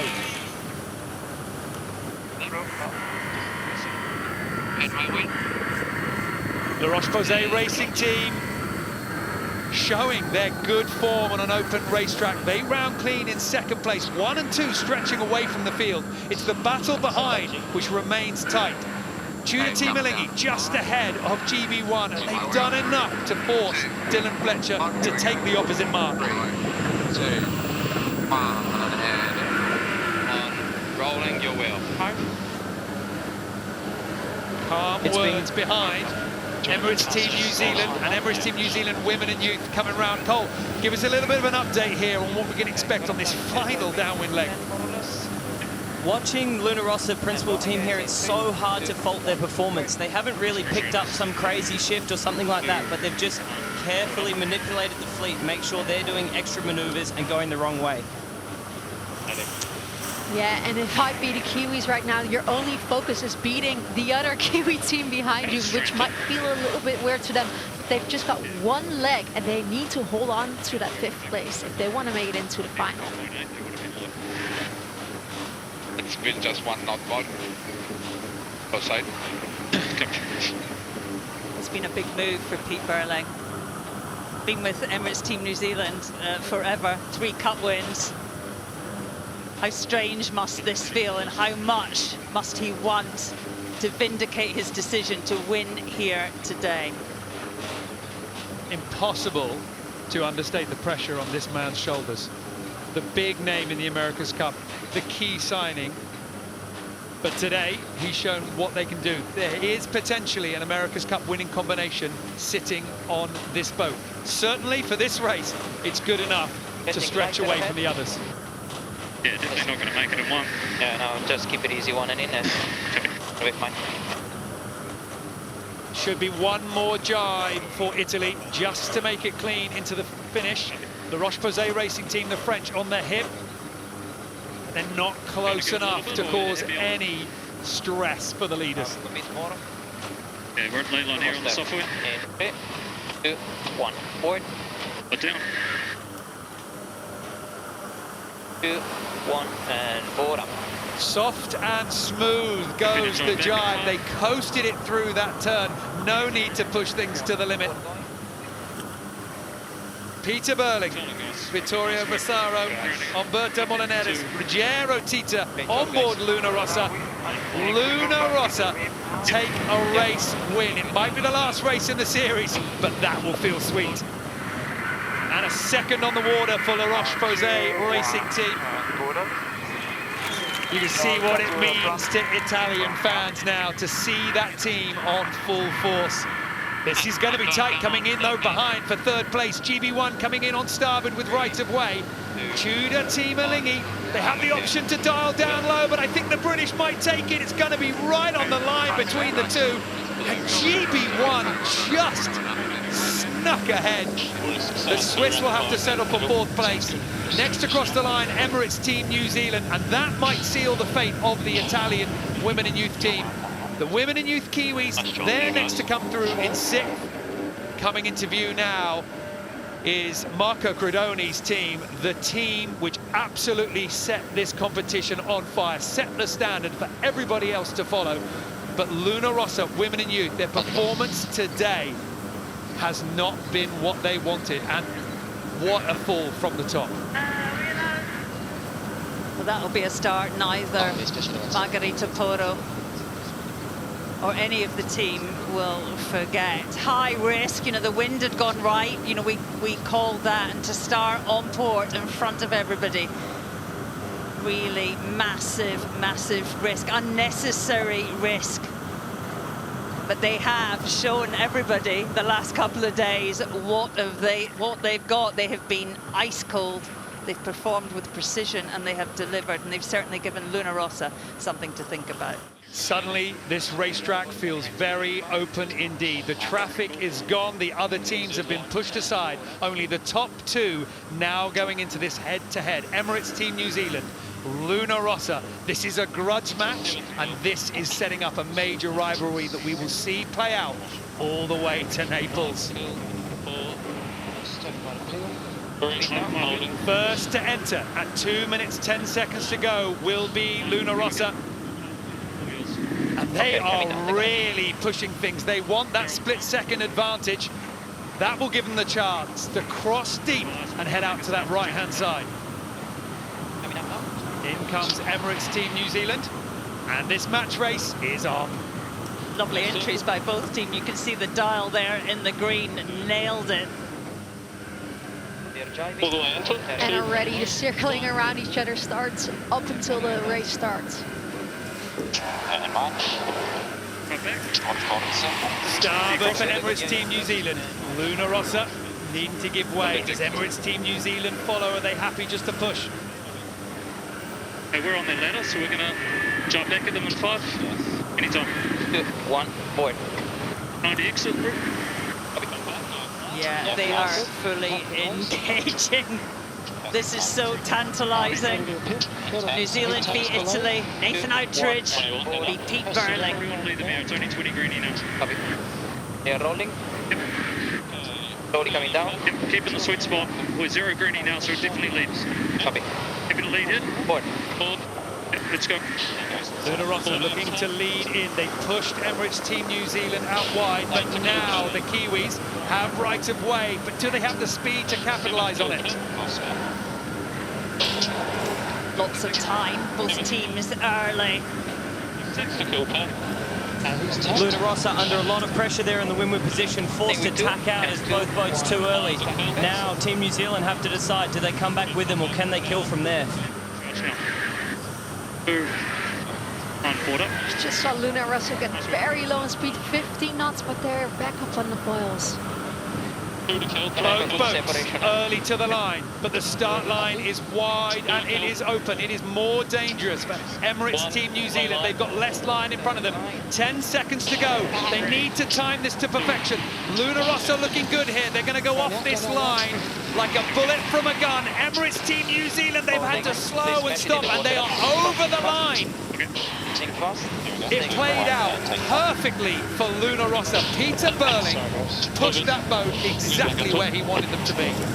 He brought the whole game back early. He asked questions from Team New Zealand. Yeah, and it looked like a bit of indecisiveness there from New Zealand. They needed to kill in order to make it to the pin, but in the end they ended up losing their speed and still being over early. This was that moment on the start line, and it really did come down to a fraction of a second. There was nothing that Emirates Team New Zealand could do at that point. The damage had been done. Nathan Outridge, he ran out of runway. Nowhere to go. I think we protect the right, so maybe let them go a little to the left. What can Emirates Team New Zealand do now? 187. Right now, it does look like Luna Rossa have locked down the Kiwis. Cole, give us a little bit of an update. What can Luna Rossa do now with full control? Yeah, so from what we're hearing on board, it sounds like they're going to let Team New Zealand tack out and allow themselves one speed build to the right, so that when Team New Zealand eventually come back, they can slam them right on the face. Okay, good. Just keep the 28 zone. All about performance. Knocking a little bit.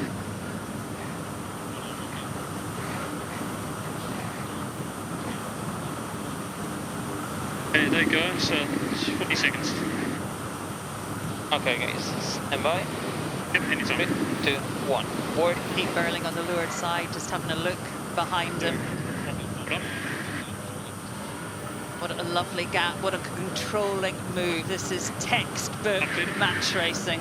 This is going to be all about precision, and we saw precision at the start for Emirates Team New Zealand. So they were pretty much in a match, right? a second early, but for Luna Rossa, they were 11 100ths of a second safe. That is the margin of error that they managed to pull off. Yeah, and that's what they've already been showing all day. They've had a great warm-up into this match race, and so far they are showing off. Let's see whether that distance grows or shrinks. For the moment, Luna Rossa have elected to lock down the Kiwis. They know that Nathan Outridge and the crew on board the Kiwi boat can be fast. They don't want to let them go. The Kiwis could live there. That was, yeah, there's such a lot of gas, a lot of bad air coming off the windward boat. You just cannot stay. Again here fairly soon. Yep. 3, Stay off those. 2, 1. Let's hit them again. Below, yes. Emirates Team New Zealand trying again to shake the Italians free. 2, 1, and Slide with the sheet is all good. See if we can go back before the gas on this one. Luna Rossa answers with a tag on the face, still keeping the Kiwis locked. We've not talked about him much, but driving for Luna Rossa on the port side, it is Ruggero Tita, double gold medalist. What an Italian talent he is. Definitely feels like this is his time. 2, 1, port up. Okay, they're attacking now. Luna Rossa have used that lead to set themselves up coming in here with the rights. They don't need it. The cross is miles clear. Now they get their pick of how they attack the run. There's much less disturbed air here on the racetrack. Luna Rossa leading at the top gate for the first time. Splitting right. Down in 3. One leg completed, and Emirates Team New Zealand are in chase mode. Nathan Outridge needs to find some speed.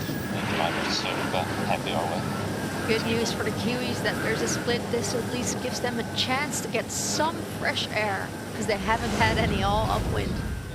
Well, this was the replay of that start. This was just how fine it came down. And Emirates Team New Zealand, they put the brakes on. They came off the foils, perhaps in a desperate attempt to rescue the situation. Beautifully timed by Pete Burling. And at those margins, at those speeds, and you've got a computer on board, but your reactions have to be razor sharp. And unfortunately, just half a second over the line for Emirates Team New Zealand. That's why we find ourselves in this situation. Peter Burling, the old Kiwi prodigy, is now out in front.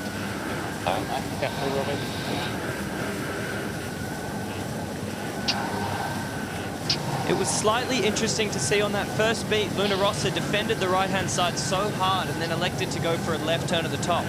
Obviously, looking at the shift, they thought the extra maneuver just wasn't quite worth it, and they were happy to head towards that left side. Sort of expect him to go to the left. He's only got 10 more. What are your options here, Cole? I mean, you are a match racing world champion. What on earth do you do when you're behind against somebody as strong as Luna Rossa? Well, the biggest thing is options, Niall. If you're behind, the leader is trying to manipulate you into a corner, right? They're trying to take away any options you have. So right now, when we see these boats come back together, the Kiwis will jibe and Prada can choose to take the right turn or switch to a left, essentially making the decision for New Zealand. 25. This is the race committee. We are moving the windward gate, shortening the course to 1.25 nautical miles. That is a reasonable shortening of the course there. They're really compressing things down. All of this playing in the hands of Luna Rossa. Less racetrack, less chances for Emirates to close them down. Easy one is left, so very even on pace, these two boats. Not much difference in the meterage. To the full main cannon. Okay, guys, get ready in 3, 2, 1. Forward and all the way up. 2, 1, and forward up. One lap completed. Luna Rossa hold on to the lead. They know which way up this next beat they want to go to find the breeze. They split, so happy just to settle in here and then pick a good time. Yes. Put pressure ahead. Yeah, Cole just talked about it. Basically, the Italians are forcing the Kiwis into doing that extra maneuver, sending them towards that left-hand side of the corner. That's good numbers, no worry.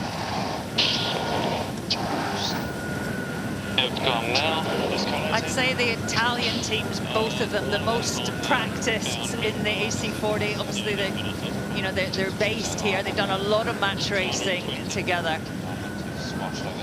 We're seeing the results of that. Perfect execution from Pete Burling and Ruggero Tito. Okay, they're attacking now.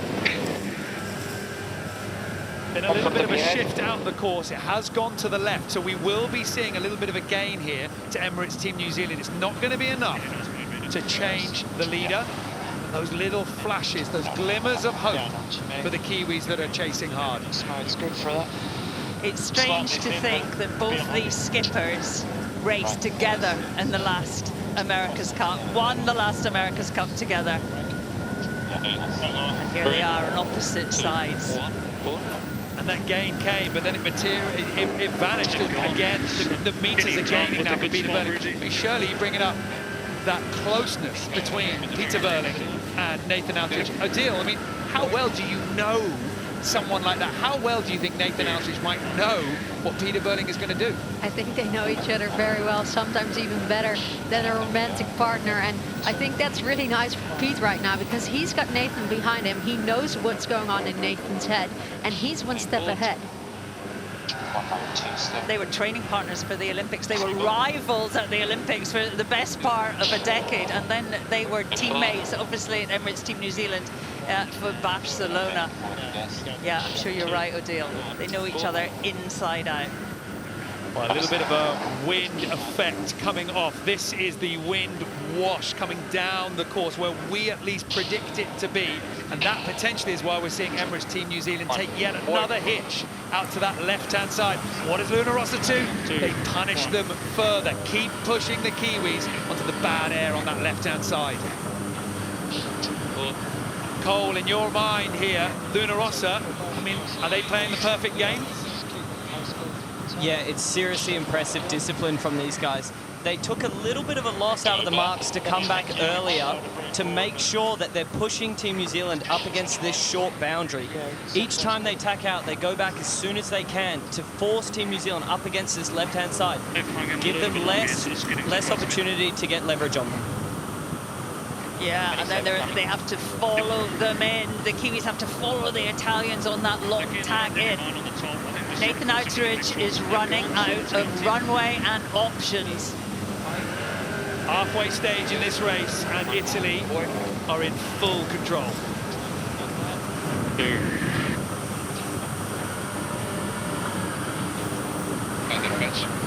The breeze and the conditions right now are allowing Luna Rossa to do these extra maneuvers. They are being able to throw it through these turns without really any risk of coming off the foils, or at least that's what it seems. Yeah, exactly. It feels like these AC40s are made for these conditions. You've got a beautiful 12 knots, super flat water, and you see the boat effortlessly foiling above the water. Nathan Outridge tries again. He's on a soft ley line to the right-hand turn at the top gate, but Luna Rossa is going to be giving him all the disturbed air, the way up to the top. Oh, well, it's at 5, hello, 2, 1, here we go. They haven't had the best qualifying series so far. Luna Rossa on the water, getting it done in the final. Emirates Team New Zealand forced to split.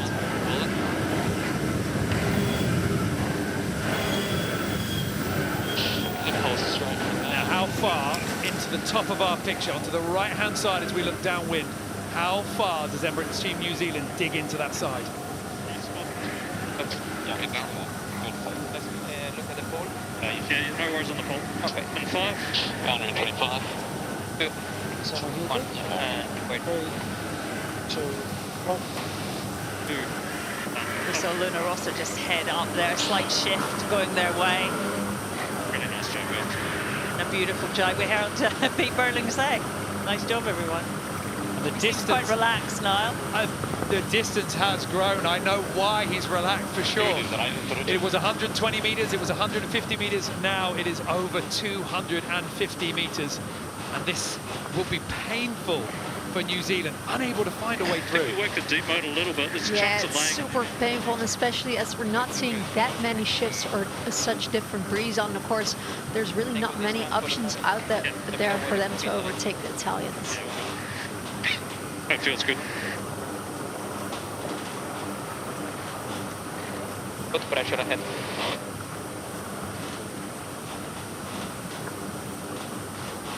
What a day to be here in Italy. What a day to be Italian. You've got an incredible showing in the women and youth team. They so nearly made it to this final, and now your principal team seems to be getting it done. Yeah, I think so. 7th America's Cup campaign for Luna Rossa now have the opportunity of a home cup. They are investing hard, both in youth and women and international talent. They need to see a result. Hanson 5. Push it. 3. One more jibe needed for Luna Rossa. Which of these marks do they do? To take the right turn would mean an extra maneuver. Easy. Oh, a rare slip-up for Luna Rossa. But a very quick recovery. That will hurt their lead, but it won't wipe it out. And that's why you keep believing if you're the Kiwis, they might slip up once or they might do it again. Well, Luna Rossa are round and clear. A chance, a thin chance for Emirates Team New Zealand. Now setting up for that right-hand turn, hoping that the Italians aren't heading to the best wind. That runs boundary. Unfortunately, Niall, I think the Italians are. I'm seeing the same thing down on the water. This right-hand side is still favoured. We saw a very tight game plan from the Italians up that first beat, pushing the Kiwis to the left or unfavoured side to their eyes. And that gain comes very late. They push them, push them, push them. Finally, they get to the top mark, and the Kiwis have nowhere else to go but follow them in. Full and credit forward. to the trimmers on board Luna Rossa there for catching that hard work on the Traveller. As Cole says, your mind is taken up with where the breeze is, those decision-making, but those core skills are just keeping the boat flying. And the lead has shrunk. We are down to 150 metres. There's a lot of leverage right now on the course. None of that's going to matter until we get back to the cross. Emirates Team New Zealand bouncing off the boundary and coming back in towards the middle.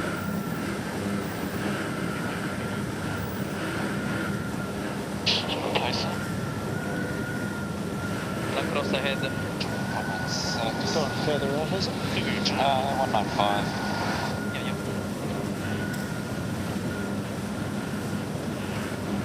Well, steering currently, Seb Menzies, he's just won the 49er Worlds. I don't know how much match racing he's done. He's in the thick of it now. You must know him well, Odile.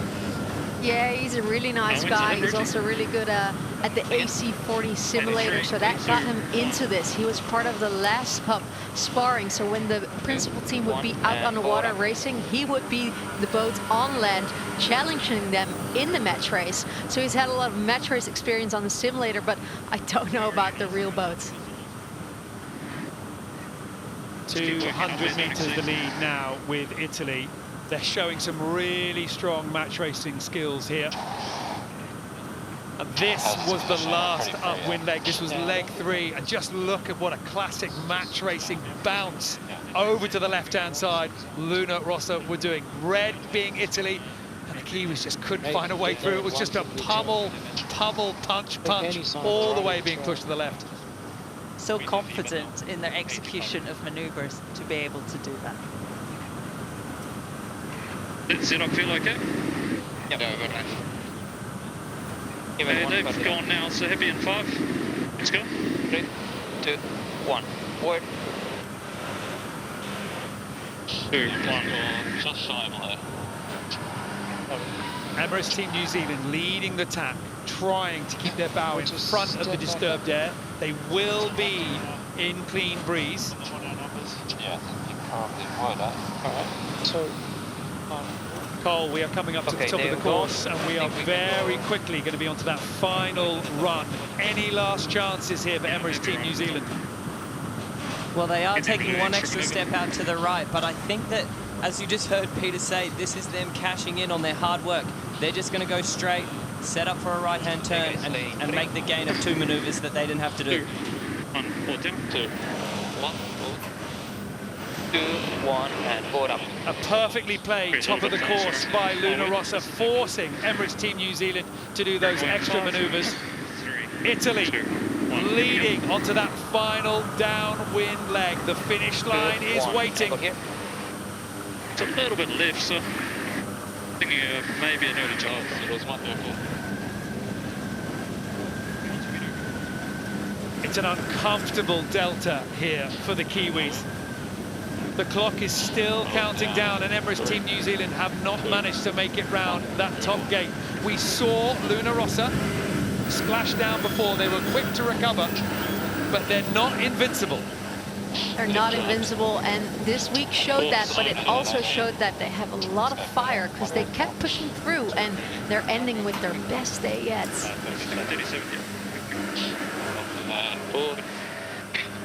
Emirates Team New Zealand still jiving, still digging, still searching for a way through, refusing to give Luna Rossa an easy run all the way down to that finish.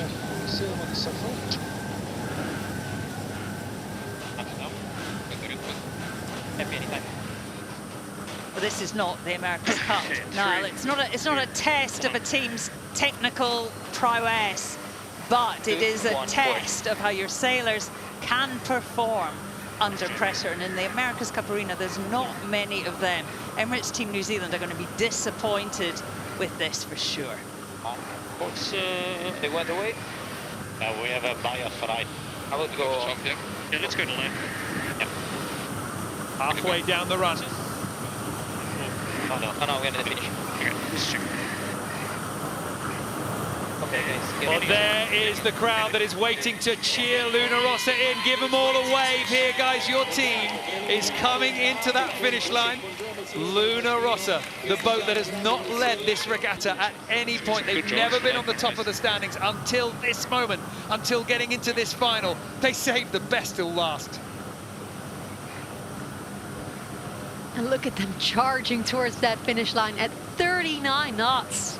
It's never over until it is over. But for Emirates Team New Zealand, you're starting to hope. Your strategies are running out and you're just starting to wish that Luna Rossa would slip up here. Amazing. Luna Rossa getting it done on their home waters. Peter Burling, Vittorio Bassaro, Ruggiero Tita and Umberto Molinari's take the win in the match racing final. Okay, staying with 2. It means so much to this crowd here. This is a city that has supported this team, not just for this regatta, but for nearly a decade. And now they see Luna Rossa in their home waters. And who is behind them? Well, it's the America's Cup defenders. This is a significant victory. Emirates Team New Zealand crossed the line in second place. Nathan Alteridge unable to claw back the distance. They pushed it all the way. They certainly made sure that Luna Rossa felt the need to lock down the Kiwis. But in the end, the match racing skill of Luna Rossa was just a little too sharp.